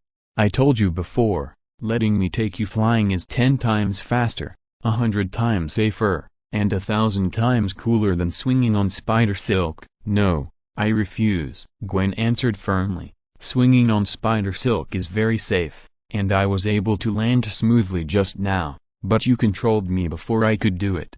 And there is no sport in the world that is cooler than swinging on spider silk." Gwen sincerely likes swinging on spider silk, not only because of the influence of spider genes. Anyone who learns to swing on spider silk will fall in love with the freedom and pleasure of the wind blowing on their face. Every rise and fall is like completing a bungee jumping. Every conversion between gravitational potential energy and kinetic energy makes her obsessed. In comparison, flying is much more ordinary. In this world, many superheroes can fly, but only Spider-Woman can swing spider webs. "Where are we going now?" Luo Xia asked. "Maybe we should find a 24-hour pharmacy." Gwen patted him and said seriously, "Along this street is the central area of Brooklyn. I think a lot of crimes are happening there at the moment. New York is really disappointing now. Pornography and violence are everywhere in this city." Gwen whispered, "Not just New York, the whole world is in chaos at the moment. It was the devil plan that provoked all this. If I had that ability, I would definitely arrest the devil." Luo Xia responded casually, but he was a little proud in his heart. He was indeed a very talented villain. The devil plan he planned and participated in casually could set off a storm in human society. "Perhaps it would be more efficient if we act separately. If we act separately, we can fight 2 crimes at the same time," Gwen suddenly said. "We patrol along 2 streets and meet at the center." "Captain Spider, I think your tactics are perfect. But there is still a flaw," Luo Xia said seriously. "It would be better to put a meeting point at my house. We can meet at my house tomorrow morning and have breakfast together." You won't sneak back home to sleep?" Gwen was incredulous. "Leaving me alone to fight criminals on the street late at night?" "Of course. No, that's what you think," Gwen said dissatisfiedly. "We have already fought many criminals, so I suggest turning back home and continuing to sleep." The two of them argued while flying. Suddenly a burst of gunfire rang out, which was particularly abrupt amid the sound of car horns. Without waiting for Gwen to remind him, Luo Xia lowered his altitude. The gunfire came from a 24-hour convenience store. Although the owner was very safety conscious and closed the store early, the convenience store was now broken into and robbed by several Luo Xia and Gwen landed at the door. The criminals hadn't noticed them yet. One of them stood in front of the shelf and swept around. One of them raised his head and drank Budweiser beer, and 2 of them gathered in front of the cash register at the counter. "Boss, there is a gold shop across the street. Why do we want to rob a convenience store?" "The gold shop has equipped their security guards with AK rifles." "Are you sure you want to go?" Actually, I think convenience stores are pretty good." He opened the drawer of the cash register, but there were only a few small bills in it. He slapped the radio hard, and the buttons were all knocked off by him. "Fuck, this bastard took all the money away." Luo Xia was very impatient. He waved his hand slightly, and a box of milk on the shelf flew out at high speed, hitting the back of a criminal's head and exploding instantly. The white milk exploded, and it was all over the ceiling, walls, and floor. The criminal also fell straight to the ground and fainted under the heavy blow. The leading criminal didn't know what happened yet. He turned around and looked at the people at the door, and subconsciously raised his gun. The next moment, his face suddenly changed. He found that he could not control the gun in his hand. The gun began to reverse and the muzzle was pointed at himself. He was so scared that he immediately raised his hands high and broke out in cold sweat. No. Gwen hurriedly stopped Luo Xia. She pressed Luo Xia's chest with both hands. Robbing a convenience store will not be sentenced to death. Luo Xia waved helplessly. The suspended mobile phone accelerated and hit the criminal's face. He screamed and lowered his head to cover his nose. Blood flowed from between his fingers. Gwen shot out Spider Silk to grab the pistol on the ground and threw it aside. She was not afraid that several criminals would pick up the pistol again to threaten their safety, but she was worried that Luo Xia would be unhappy with the gunmen and kill them. Now Gwen regretted bringing Luo Xia out to fight crime. As superpowers, their views were too different, but Gwen was also somewhat fortunate that she discovered Luo Xia's superpowers early, so that she could do her best to correct Luo Xia's murderous intentions, let him respect life, and establish a correct concept of the rule of law. But now this is just her fantasy, or ideal. Spider-Woman. The criminals were stunned. When did Spider-Woman change her clothes? The person in front of them was wearing jeans and a sweatshirt that were a few sizes too big. They looked a little baggy and were men's. Under the hood of the sweatshirt was the familiar spider hood. As for her ability to shoot Spider Silk, it was clear that she was Spider-Woman. The other two black men didn't know what was going on. Suddenly, all the goods on the shelf floated up. They stepped back in fear. Gwen seemed to have guessed what was going to happen, but before she could speak out to stop it, all the goods were accelerated and shot out, carrying huge kinetic energy and smashing into several criminals, especially those canned drinks and glass bottles, which were even more powerful after being accelerated. The sound of the collision became one, and several people were instantly buried by countless goods. Gwen closed her eyes and held her forehead to avoid looking. She knew that the saddest person tonight would not be these criminals, but the owner of this convenience store. I hit 4 more criminals, Luo Xia said with a smile. Won't you give me a high five, Spider-Woman? Luo Xia admitted that he did it on purpose tonight, and hoped that Gwen would be more sensible and stop pestering him to play superheroes in the future. Before Gwen could speak, there was a sharp sound of steel tearing next to her. Gwen and Luo Xia turned around at the same time, and the shell of an ATM machine was thrown out with great force, creating a series of sparks on the asphalt road. They looked over and saw 2 criminals with strange appearances standing in front of a destroyed ATM machine. Luo Xia and Gwen looked at each other tacitly. It seemed that these 2 people were not ordinary criminals. One of them was nearly 3 meters tall, huge, with blue skin and silver metal armor on his back. Of course, the most eye-catching thing was the sharp horn on his head. He looked like a rhino standing on 2 legs. The other man was about 1.9 meters tall, covered with green hair, and had a muscular body. His back was slightly bent, his hands had sharp claws, and his feet left several marks on the road. From the side, you could see his sharp fangs in his mouth, and his ears were like those of a wild wolf. The alarm of the ATM machine sounded,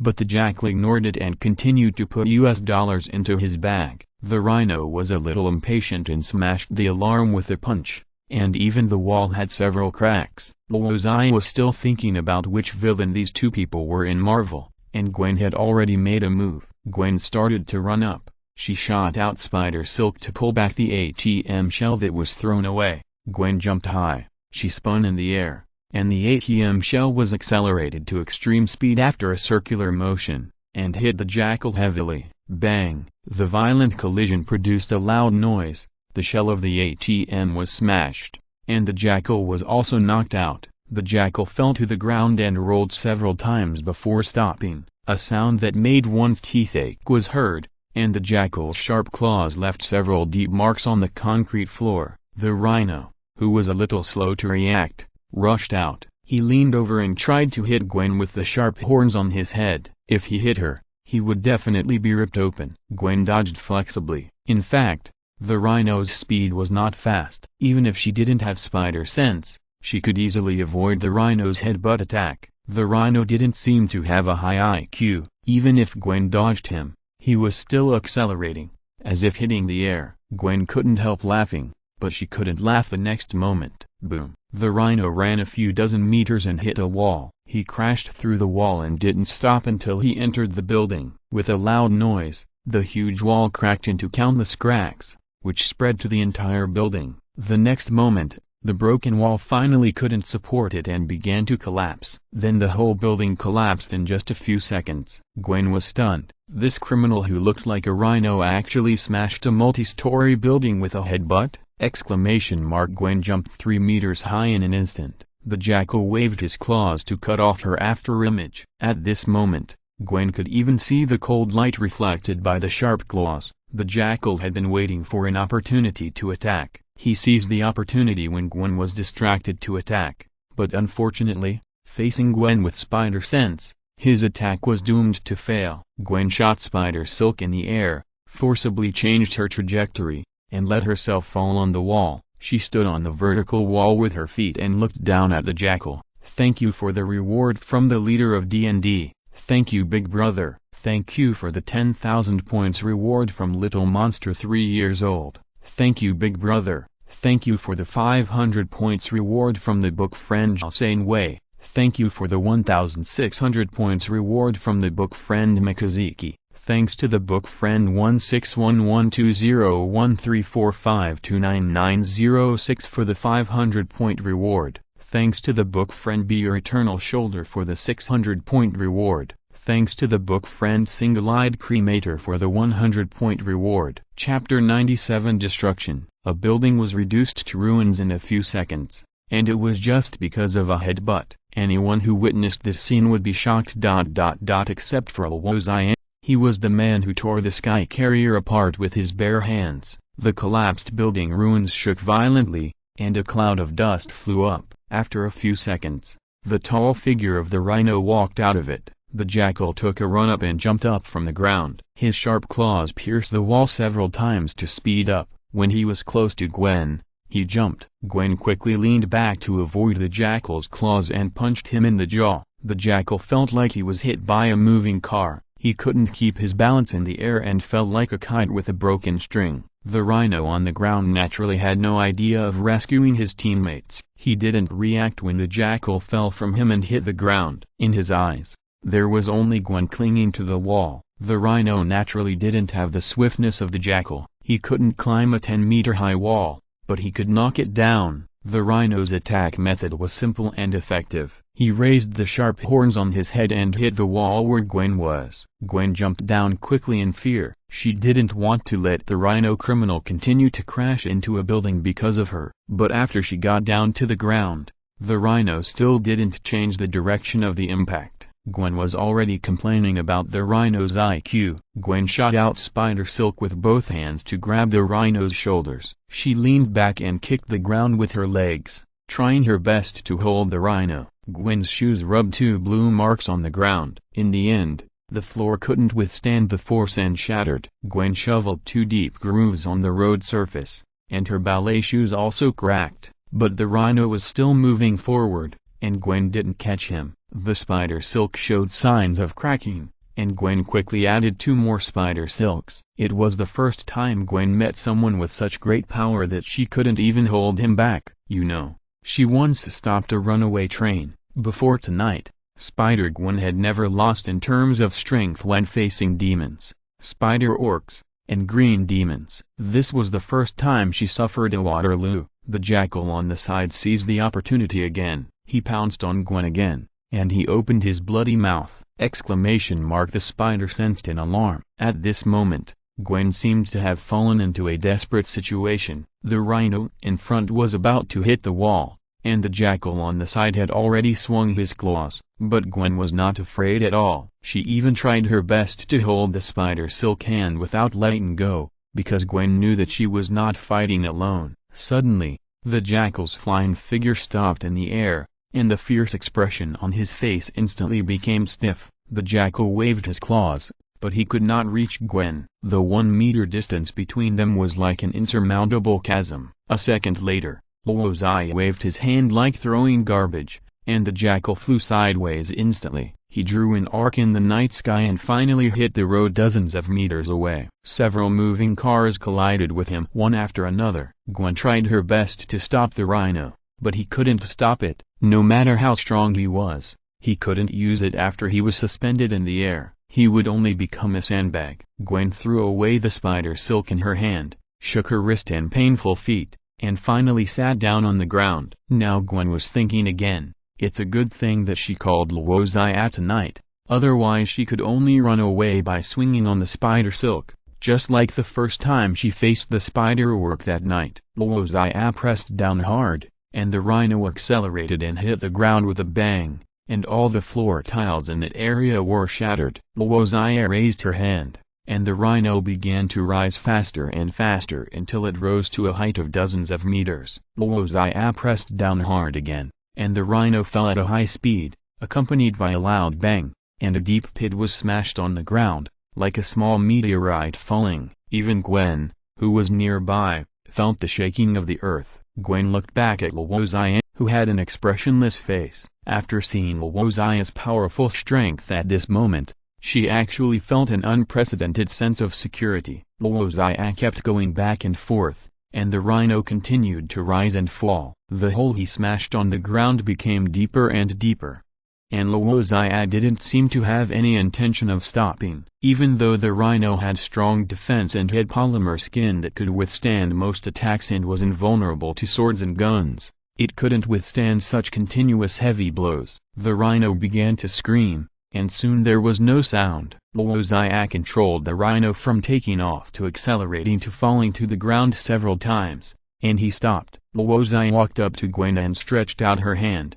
"Miss Spider, you've been defeated again. Why can't you win every time I'm in the battle? I advise you to give up the career of a superhero. I don't want to lose my girlfriend forever one day." Listening to Luo Xia's sarcasm, Gwen stood up with his hand in a bad mood. "If you don't want to lose your girlfriend, then you should always follow her closely to protect her, instead of discouraging her enthusiasm." The battle between Spider-Gwen and Rhino and Jackal ended with Luo Xia's intervention. After the battle, Gwen was not doing well. At least her beautiful blue ballet shoes were scrapped. Luo Xia planned to buy Gwen a pair of beautiful ballet shoes tomorrow. After all, Spider-Gwen seemed to be missing something without her blue ballet shoes. Gwen stood with her legs slightly bent, looking a little uncomfortable. I don't know if she was really injured in the war, or if she showed her weak side involuntarily when facing Luo Xia. But Luo Xia never cared. Spider-Gwen has a self-healing factor in her body. The serious injuries that ordinary people cannot heal can be completely healed in just a few hours or a few days. There is no need to care about this minor injury. Luo Xia put one hand on Gwen's back and the other hand through her knees. With Gwen's exclamation,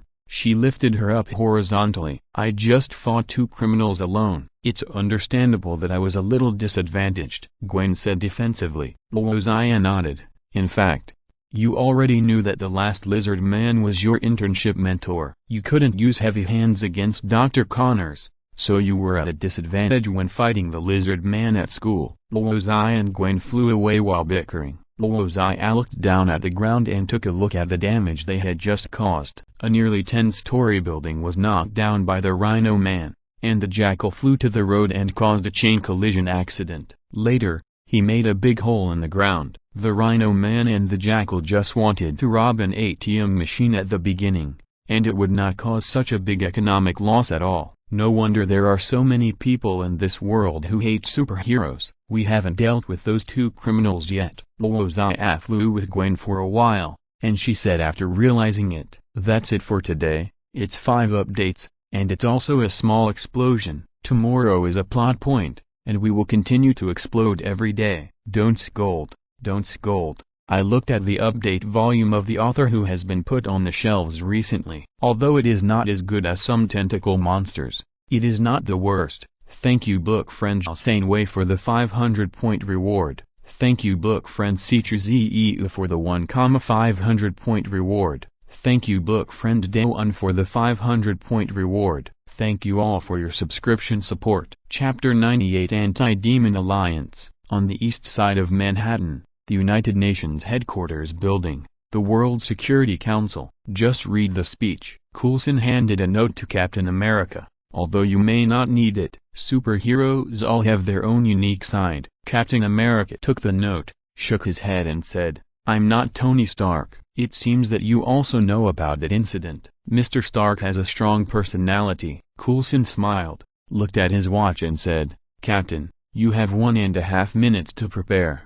The door of the room was knocked, and a middle-aged man in a suit stood at the door. "Hello, Chief George." Coulson stepped forward and shook hands with him. "My name is Phil Coulson. Today, I am representing SHIELD to talk to the New York police about Spider-Woman. Please follow me." George glanced at Captain America in the room and followed Coulson. He said with some doubt, "Mr. Coulson, have we met before?" "We met once in the corridors of Columbia and Cornell Presbyterian hospitals in New York. We asked Harry Osborn about the details of the Midtown Science and Technology Ball tragedy," Coulson said with a smile. "Mr. George has an amazing memory." George realized that it might be because of Harry's abnormal behavior that day that he remembered the experience in the hospital that day so deeply. Captain America was still familiar with the manuscript in the room. Today, the Security Council held a press conference on the Devil Plan. Reporters from all over the world set up their guns and cannons under the stage,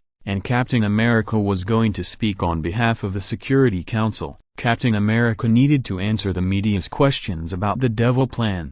SHIELD was a secret organization, and Captain America was well known to the public during World War II, and his image was deeply rooted in the hearts of the people. Captain America also participated in the mission of stopping the Devil Plan and played a key role, so no one would be more suitable to be the spokesperson than him. You should be familiar with this kind of occasion. You have a long record of performances in your resume, and the Secretary of State has awarded you a medal. Hill's voice came from behind. "I don't know whether it is familiar or unfamiliar. After all, I haven't done propaganda work for 70 years. Captain America raised his head and said, "I heard that you succeeded the director of S.H.I.E.L.D. Congratulations." "It's not worth congratulating. The director of S.H.I.E.L.D. has never been an easy job." Hill shook his head and said, "You should say good luck, and hope I won't die in the next big event." In the past, Hill was appreciated by several national leaders because of her extremely high work efficiency and strong principles. She was appointed as the executive director of S.H.I.E.L.D. Now that Nick Fury died in the Devil Plan incident,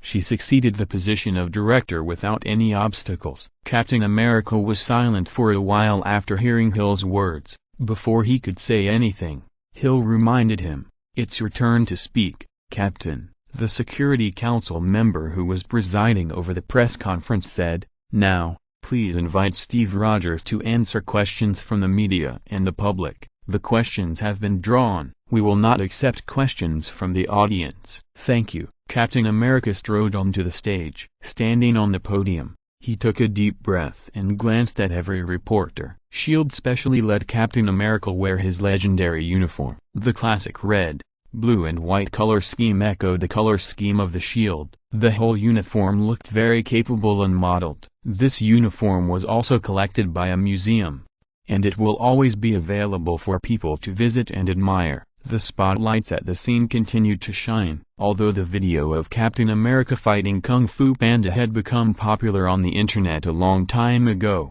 and many people believed that Captain America had awakened, this was the first time that Captain America appeared in public since his awakening. It is undeniable that Spider-Woman played a key role in stopping the Devil Plan. She saved many people in the world, including me. I am also on that list, Director George said, but her previous criminal record is also a fact. The police can withdraw the warrant for her, but the next time she interferes with police work, creates damage and threatens the safety of citizens, we will still want her again. Thank you for your support, sir. Coulson was already very satisfied. Although Spider-Woman has some shortcomings in her behavior, She has a sense of justice and responsibility that is beyond ordinary people. We will work hard to lead her on the right path.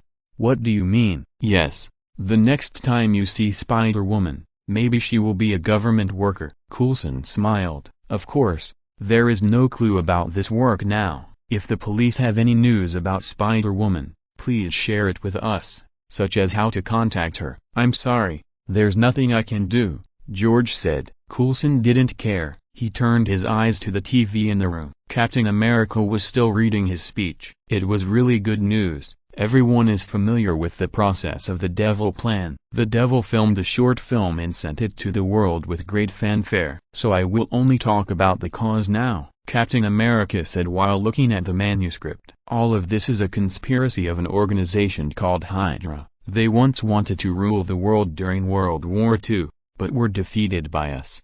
However, after decades of development, they infiltrated many world security organizations, so that they have the strength to complete such a large-scale terrorist incident. Now the Hydra members within us have been eliminated, but the Hydra organization has not been eliminated. What should we do if Hydra launches a terrorist attack next time? A reporter asked loudly below. Captain America looked up at him and continued his speech. During the entire mission, we received support from many superheroes. With their help, we were able to crush the conspiracy of Hydra and the Devil. For example, Spider-Woman and Iron Man, they went deep into two helicarriers controlled by Hydra and replaced the chips of the helicarriers. Only then were we able to stop the Devil Plan and destroy the helicarriers. At that time, there were also many superheroes in the city who helped the police maintain law and order and protect ordinary citizens. Thank you for your efforts, Captain. An organization has calculated that the death toll of this Devil Plan is 12,000, and the number of injured is countless. Is this data true? Suddenly, a female reporter sitting in the first row asked loudly, interrupting Captain America's speech. Captain America was silent for a few seconds. Seeing Captain America's reaction, some reporters hurriedly asked loud questions. The mastermind behind the Devil Plan is the Devil. Has the Devil been tried, or is he still at large? What measures will the authorities take against the Devil? In the live webcast, we saw the Devil easily destroy a sky carrier. He has such a powerful ability. Can the authorities fight against the Devil? Captain America continued to remain silent, and the expression on his face became more and more serious. In another room, Coulson looked at Captain America's expression and felt something was wrong. Oops. Coulson remembered Tony's performance at the press conference last time. If the Devil launches a terrorist attack similar to the Devil Plan next time, will people all over the world have to wait for death? The reporter was still asking loud questions. The press conference was in chaos, and some reporters even rushed forward to ask Captain America questions. The Security Council had to interrupt the press conference, and the security entered to escort the directors out and maintain order at the scene. No, Captain America suddenly spoke, and the scene instantly became quiet. Even the directors who were about to leave stopped and waited for Captain America's next speech. I will never allow the same thing to happen again. Everyone stared at Captain America with bated breath, their faces full of shock. The people should not live in panic, and the Devil should not be at large. Captain America's tone was firm, as if he was reading an oath. We will establish the Anti-Devil Alliance. There was an uproar in the audience, and doubts came overwhelming. Captain, do you think anyone can defeat the Devil? Will the Devil regard this as a declaration of war? What will happen when the Devil is enraged? Captain, does the Anti-Devil Alliance have a preliminary list? Captain America turned a deaf ear to all the voices. He picked up the microphone and continued to speak loudly. The purpose of the Anti-Devil Alliance is, resist the Devil, defeat the Devil, and judge the Devil. In order to achieve this goal, I will do my best. This is crazy, Tony said in disbelief in the temporary headquarters of SHIELD. Captain, what makes you think you can lead an alliance to fight against the Devil? Tony seemed to have heard a big joke. By the way, you just came out of the ice and don't know this world at all. Captain America frowned.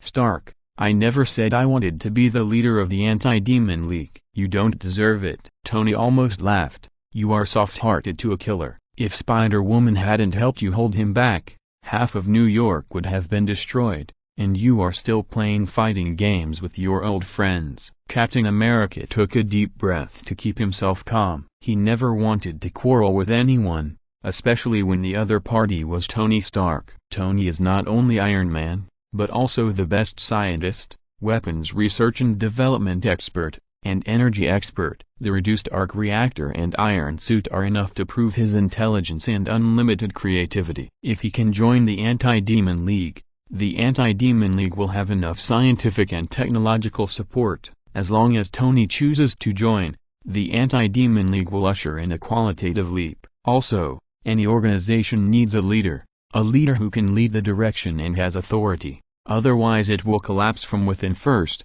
not to mention that you still want to fight against the devil. Then I am destined to be unsuitable for this alliance. I have never been constrained by others, participating in team actions and doing some tasks reluctantly. Tony spread his hands and said, "Obviously this is not my style." "Everything must be done in style, right?" Captain America said lightly, who is sitting in the conference room now and wearing a tights uniform. Tony smiled slightly. A few hours ago, an antique was wearing his antique uniform and brazenly said to the whole world that he would defeat the devil. Captain America looked at Tony unhappily, and Natasha silently looked away. After the devil plan was completed, Stark Industries dismissed this SHIELD agent. Hawkeye sat sideways and looked out the window. He seemed to have never paid attention to what happened at the conference table. "Stark, the leader can be you, or someone who has leadership ability and everyone thinks is suitable." Captain America said seriously, "Who will be the leader is not the point. The point is that we all have a common goal. My enemies are all demons. No, I have a lot of character flaws. Stark Industries has not collapsed for so many years thanks to Ms. Potts. If you ask me to be the leader, the Anti-Demon League will not be far from disbanding." Tony lay on the chair and looked at everyone and said, "And Captain, please don't impose your ideas on others. I have never regarded the demon as an enemy. We are friends." The demon himself admitted it. "I think we will always be friends, as long as he doesn't find a panda to beat me up and steal my armor." Tony Stark is also on the death list, and Pepper Potts. Captain America's head was full of black lines. "That is a list drawn up by Hydra, with the patience of a demon. Will he also specially review whether his friend Tony Stark's name is on the list?" Tony smiled indifferently. "Anti-Demon League? Now the whole world knows about it, and the demons know about it too. I'm wondering if I should make a statement after I go back, saying that Tony Stark will not join any official organization, or if I should just say that Iron Man has nothing to do with the Anti-Demon League." "You are very courageous, Captain. You are the embodiment of justice, and your mission is to defeat the demons." Tony stood up and took the suit jacket on the chair. "But I'm sorry that I can only support you silently from behind, and hope that you can live safely. No one will join your league." "I'll join." The door of the conference room was suddenly pushed open from the outside. "I'll join the Anti-Demon League." Tony looked at the man in a vest and overalls at the door with some doubts. He had medium-length blonde hair, was tall, and was handsome in his sturdy and rough build. "Shocking point," Tony said uncertainly. The main reason was that Thor's appearance had changed too much. That day, he descended from the dark clouds and lightning, holding Thor's hammer, with his cape and hair fluttering, looking majestic. But now Thor looked more like a construction worker. "What?" Thor was stunned. With the culture of Asgard, he certainly couldn't understand what Point Breaking was. Point Breaking is a movie, released in 1991. Natasha explained. "You and Patrick Swayze in the movie both have the same long blonde hair." Thor looked at Tony with some displeasure. He could feel that this nickname was a joke on his appearance. "Okay, Point Breaking, my name is Thor Odinson," Thor emphasized. But Tony ignored him. "You just got beaten up by a demon. I can totally understand that you want to join the Anti-Demon League. By the way, you crashed a SHIELD fighter plane when you escaped, so you should stay and work to pay off your debts. There is still time in the evening, around 11 o'clock. Thanks to the book friend Maybe I'm Lazy for the reward of 1,000 starting coins. Thanks to the book friend Duyizajianayu for the reward of 500 starting coins. Thanks to the book friend Jalsaneway for the reward of 100 starting coins. Thanks to the book friend Flavorful Eggplant True Lord for the reward of 100 starting points. Thanks to the book friend 2020041001422040 inches for the reward of 100 starting points. Chapter 99 The Birth of a Villain. Will anyone else join the Anti-Demon League besides him? Mr. Sam, you don't need to speak. I know you are Captain America's most staunch supporter. By the way, you also have a grudge against the devil. He tore down your family. Tony shook his head. Why don't you form a group? How about calling it the Anti-Demon Brothers? It just so happens that you have all been beaten up by the devil. And me. Hawkeye, who had been away from the meeting, suddenly expressed his opinion. His tone was calm, as if he had just joined the evening dinner. Legolas, the fourth lunatic. Tony turned his head and said. Natasha smiled silently. It must be said that Tony is very talented in the field of nicknames, such as Captain America's Popsicle and Breaking Point. Hawkeye is good at using bows and arrows, which is also consistent with the image of the elf Legolas in the movie The Lord of the Rings. Natasha also raised her hand silently, and she tapped the table with her other hand. Agent Romanov. Tony turned to look at Natasha, his expression somewhat unbelievable. Well, now I know that I am the only normal person in this conference room. Is there a possibility that you are the only coward here? Thor said with his arms crossed. Maybe. I am selfish and cowardly. Tony didn't care at all. In fact, I sincerely hope that you can succeed, and hope that the Anti-Demon League can defeat the demons. After all, no one wants to have a time bomb on Earth, and it is a bomb that can ignite the entire planet once it explodes. But it is difficult for me to see a chance of success in you. The combination of Captain America's popsicles, bird imitators, alien tourists, archers and agents is really hard to describe. I wish you good luck. Tony turned and walked towards the door, and Captain America suddenly called him. Stark, don't try to drag a normal person into the water. Captain, Tony said without looking back. No, I'm not going to continue persuading you to join the Anti-Demon League. Captain America stood up and said, I need you to do me a favor. Tony stopped and turned to look at Captain America. Go ahead. I need Spider-Woman's contact information. Captain America said bluntly, if we want to fight against the devil, or even defeat the devil, we must continuously enhance the strength of the Anti-Demon League. Through this brief contact with the demon plan, I think Spider-Woman will be a good candidate. Spider-Woman is powerful, but the key is that she is also kind, upholds justice, and has a sense of responsibility. Tony nodded in approval, and he did not hesitate to praise her. I admit that you have a good eye, but you have found the wrong person, and I don't know how to contact her.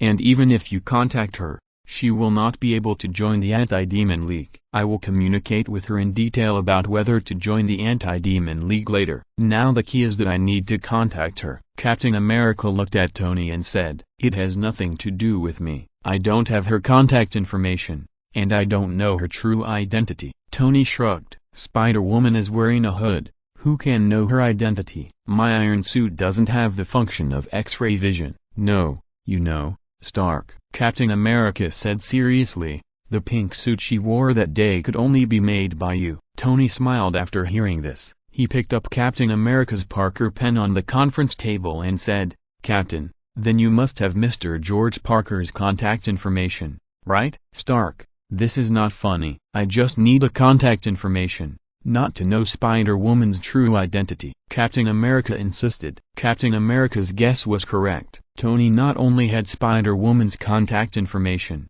but also knew her true identity. After being threatened by the devil many times and realizing his mystery and power, Tony would also secretly investigate all the information about the devil. He was not a person who would easily give in. At first, Tony had no clue. The only sign of the devil was the mask. There was no regularity in where he appeared, and there were no rules in his actions. All this lasted until he received the mysterious devil order. One night, the devil sent the manufacturing drawings of the Iron Spider suit and said that it was for Spider-Woman. From this moment on, Tony secretly investigated all the information about Spider-Woman, trying to dig out valuable information about the devil from her. First, Tony, who is highly intelligent and pays attention to details, spent a few days to determine the true identity of Spider-Woman Gwen Stacy. an excellent high school student. The method Tony used was simple and practical. He first asked the artificial intelligence Jarvis to make a map of Spider-Woman's activity range. After extracting a large amount of data about Spider-Woman on the internet,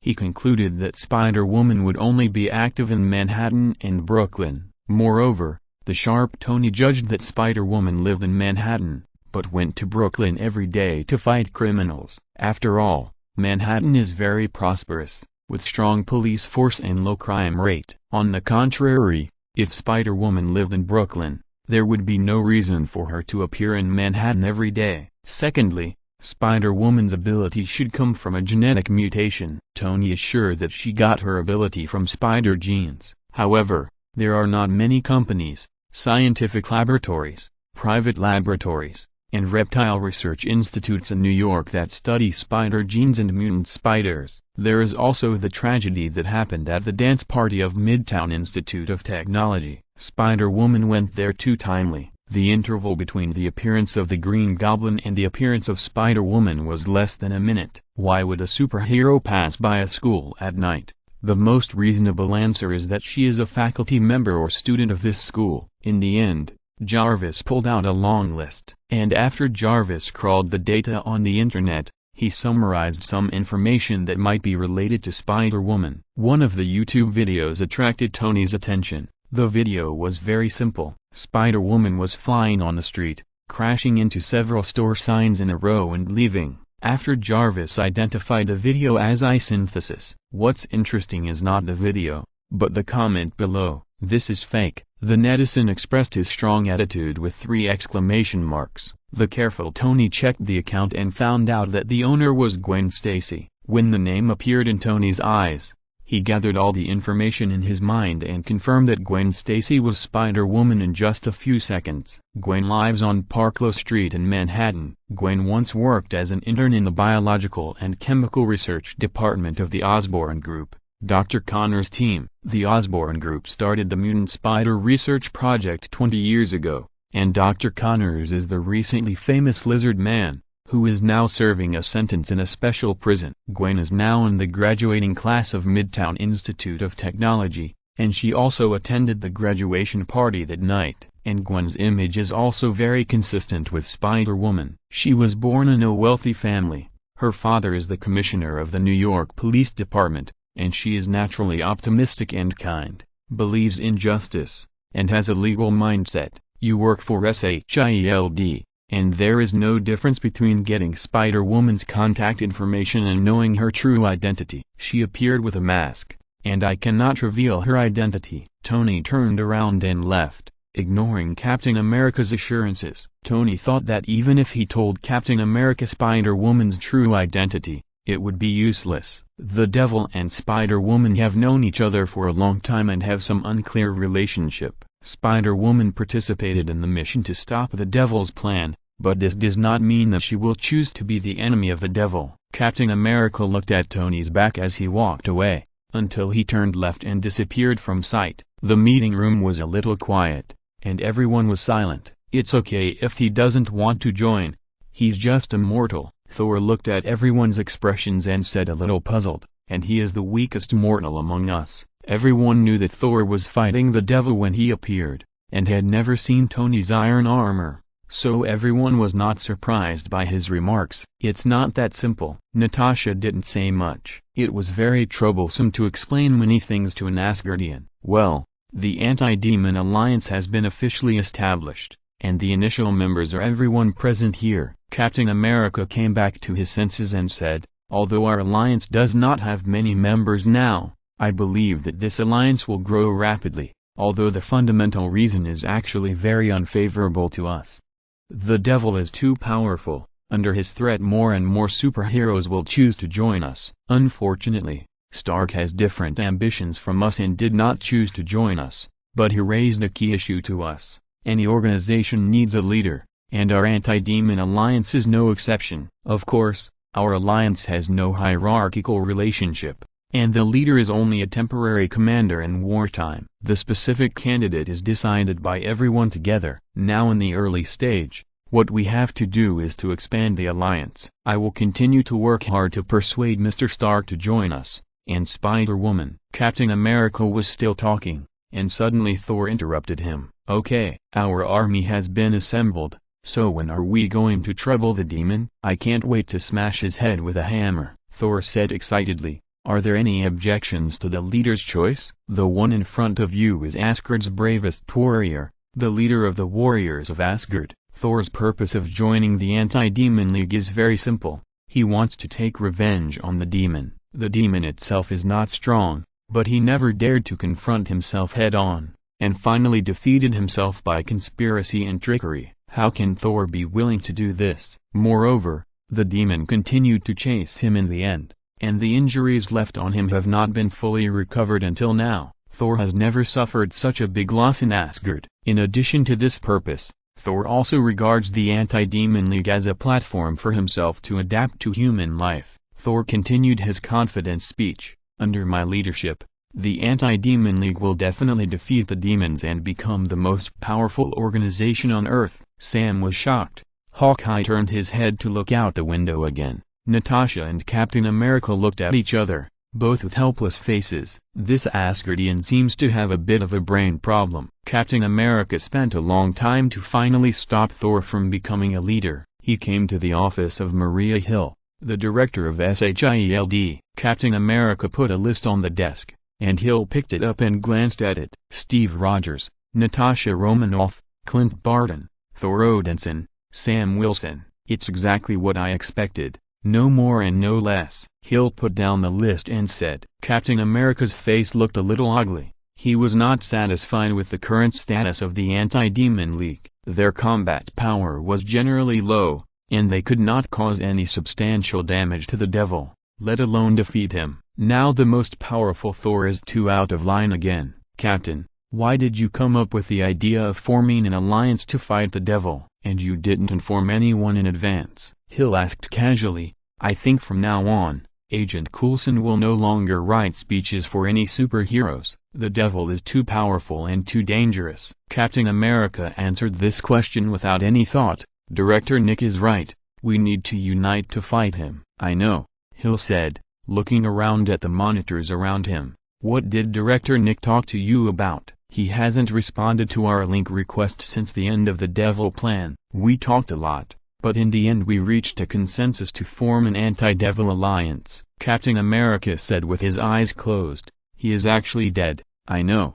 All this is still caused by the devil." "I thought you wouldn't be so sad, because you and he have only known each other for less than a month." As she spoke, she found a pen and added Maria Hill at the end, and then put the list away. Captain America looked at this scene with some surprise. Hill asked calmly, "Is it unexpected? You are now the director of S.H.I.E.L.D. In a sense, you represent the entire S.H.I.E.L.D. Captain America nodded slowly. The previous director died at his hands. S.H.I.E.L.D. has been fighting the devil for a long time. Hill typed on the keyboard quickly with both hands. "Now I think your approach is right." The big screen was lit up, and Captain America looked up and watched. It was a series of videos and pictures, recording cases that the devil participated in or created. The devil's first appearance, the kidnapping case of the Platinum Hotel, the battle with the Lizard Man on the Brooklyn Bridge, 3 executives of the Osborne Group were murdered, the tragedy of the graduation party of the Midtown Institute of Technology, the robbery of the Morgan Bank, the Devil's Plan. Every time Hill said a brief introduction,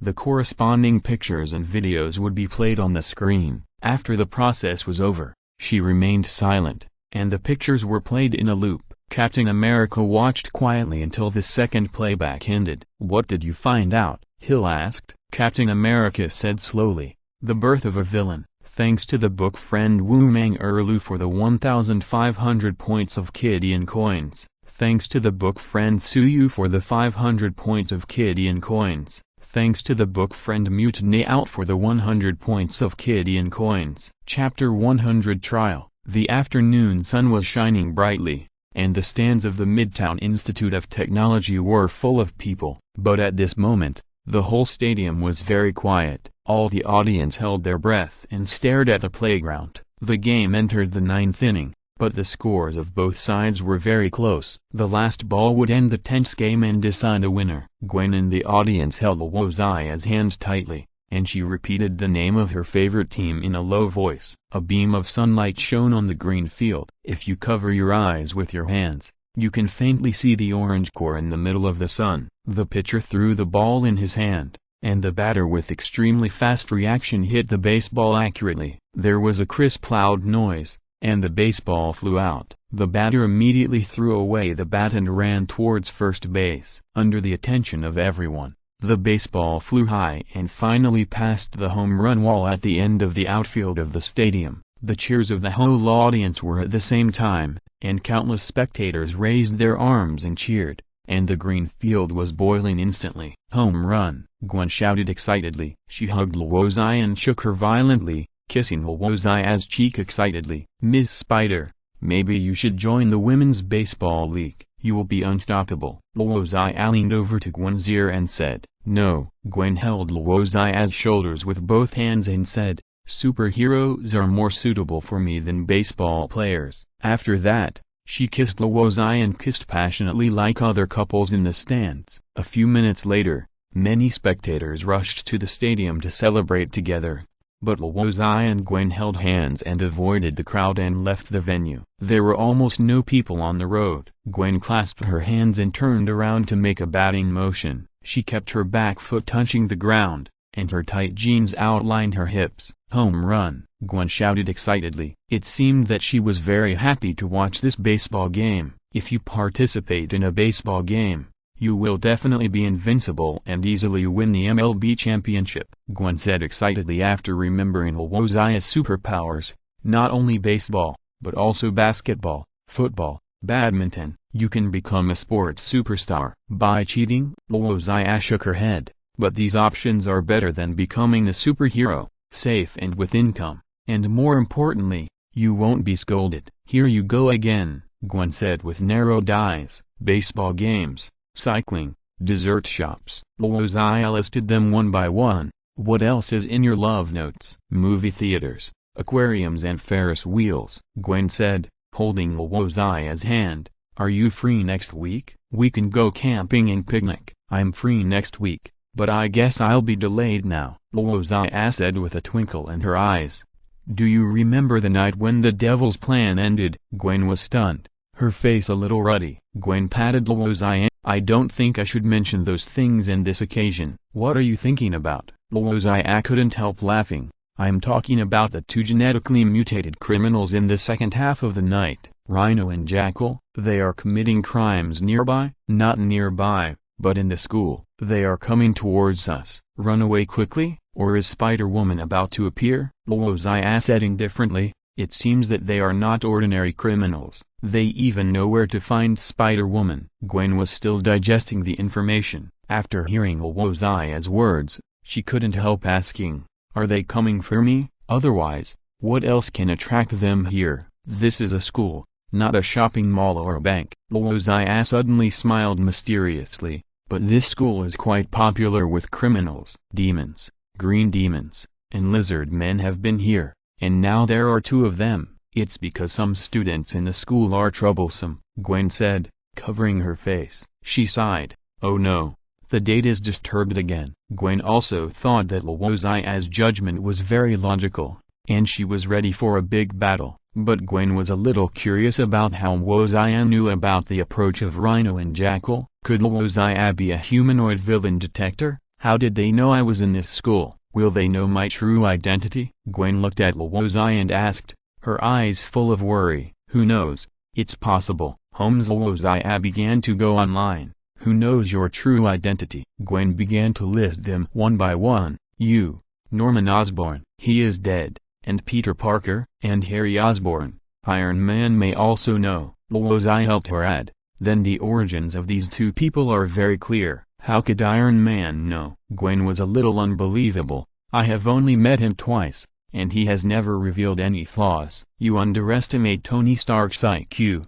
But these are not the point." Luo Xia held Gwen's head with both hands and said, "The point is that your former good friend wants to kill you now. It's really dramatic. Are you talking about Harry? Gwen also reacted. The Osborn group has made many achievements in the field of biological genes. The Green Demon and the Lizard Man are both monsters indirectly created by Osborn, and her spider gene was also obtained from Osborn. The Rhino Man and the Jackal that Gwen and Luo Xia faced a few days ago were also the product of genetic mutation. Luo Xia's guess is reasonable. Harry created these monsters and now asked them to come to the school to kill him. Gwen shook her head slowly. She found it hard to believe this fact. The Green Demon is Norman Osborn, right? He died at the dance that night, right? The news reported that he has been missing for a long time. Luo Xia pretended to ask, and he never revealed any flaws when he acted. This sentence exploded in Gwen's mind. She nodded slowly,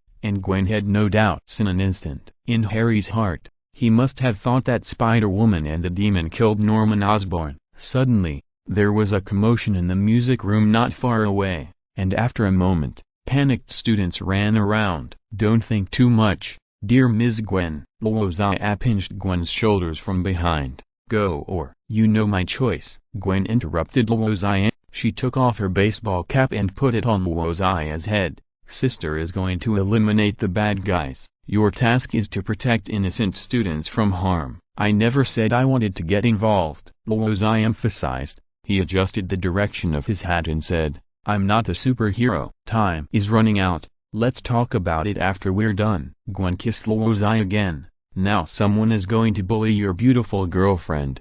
Do you want to choose to sit back and watch and let poor me fight alone? Then they all have to die. Luo Xia suddenly said calmly, but Gwen felt a hint of chill. Well, there's no need to be so violent. Gwen corrected. The best solution is to control him, hand him over to the police, and let the judge judge him. Gwen, dealing with criminals is not a game. Luo Xia smiled contemptuously, and walked towards the music room. You succeeded in convincing me. Now you go to a safe place and wait for me. I will deal with the two genetically mutated monsters. Yes, I will judge them on behalf of the judge. I am Spider-Woman. I am a superhero, not a weak little girl. Gwen protested. And I am also genetically mutated. Okay, Luo Xia said casually, without turning his head. You are responsible for evacuating the crowd and protecting everyone's safety, Miss Spider. Luo Xia went against the flow of people, and the crowded flow of people automatically separated a passage for him to move forward. Gwen behind was not so lucky. She didn't have time to change into the spider suit,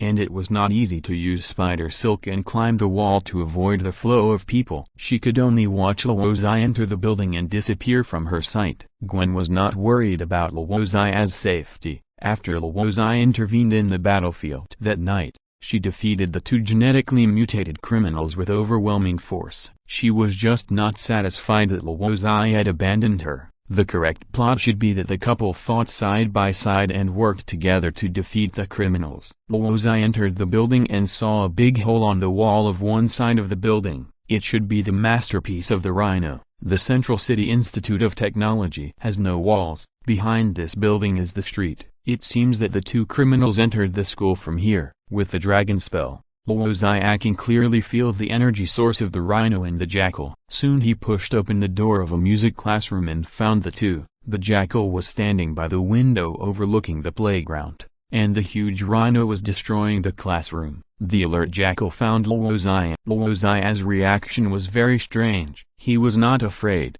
and even very calm, which surprised the Jackal. Boy, are you a student here? How do you get to the graduating class? And have you heard of the name Gwen Stacy? The Rhino also turned around and stared at Luo Xia with unfriendly eyes. Of course. Luo Xia walked to the center of the classroom and said lightly, "She is my girlfriend." The Jackal smiled slightly. Not wanting to waste time, he picked up a table beside him and threw it out. The table shot out at Luo Xia at a high speed. Suddenly he was stunned, his eyes full of surprise. The shocked look instantly turned into fear, and a chill spread throughout his body. The table actually stopped in the air. The Rhino also reacted. He leaned down and rushed towards Luo Xia, with the sharp horns of his head aimed at Luo Xia's head. Both of them remembered a bad memory. When they were fighting Spider-Woman at night, the mysterious man who suddenly came down and brutalized them. Luo Xia waved his hand casually, and the rhino flew sideways,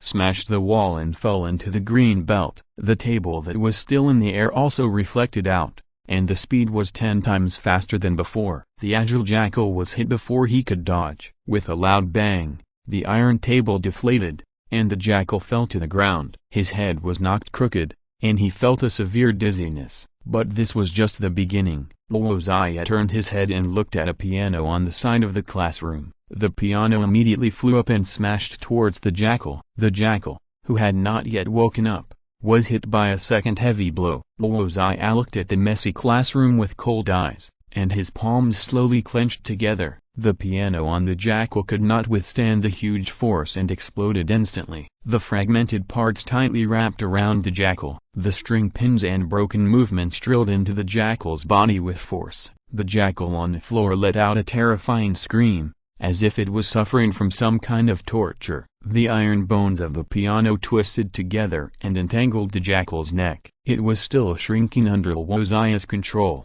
The screams in the classroom stopped abruptly. The jackal, whose trachea was strangled, had a red face. He wanted to use his claws to cut the restraints on his neck, but the sharp claws only pierced his throat, and blood was dripping. Luo Xia's hands were clenched tightly, and the broken piano strings also penetrated the jackal's body, neatly entering from the chest, piercing the back with blood and exposed to the air. At this moment, the jackal was more like a bloody hedgehog. Even though these genetic monsters had strong vitality, under Luo Xia's fierce attack, the jackal quickly stopped resisting and fell into a pool of blood. The whole battle process took less than 10 seconds, and the genetically mutated jackal was completely killed by Luo Xia. Luo Xia didn't even look at the miserable corpse of the jackal. He turned and walked towards the big hole that the rhino had knocked open in the wall. The rhino felt dizzy.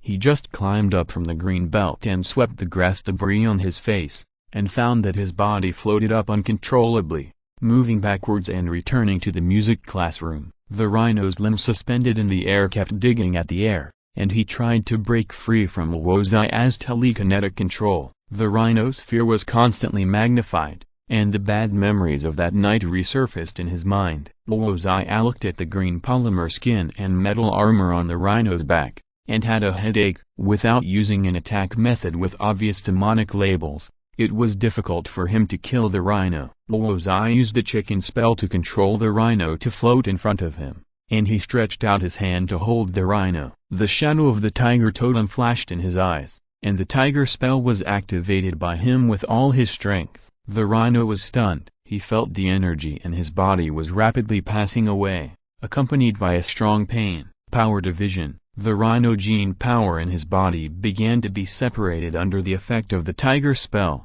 and he would turn from a genetic monster back to a normal person. After a few seconds, the blue polymer skin on the rhino cracked and fell off, and the sharp horns on his head and part of the metal armor on his back began to fall off. His body continued to shrink, from more than 3 meters in height to about 2 meters, revealing the appearance of a normal human. Luo Xia smiled slightly, and the rhino, who had become an ordinary person, had no ability to resist. He had seen Luo Xia use the chicken spell, so Luo Xia naturally wouldn't let him live. Crack! A cello was crushed by the huge force, and the 4 horizontal strings were stretched straight and arranged neatly, moving at high speed, and the sound of tearing the air was like 4 blades. The crisp string sound rang out, and the 4 strings easily cut the body of the rhino man. Thanks to the book friend CZEU for the 1000 starting coins. Thanks to the book friend from the Ultimate Madman to Complete Madness for the 933 starting coins.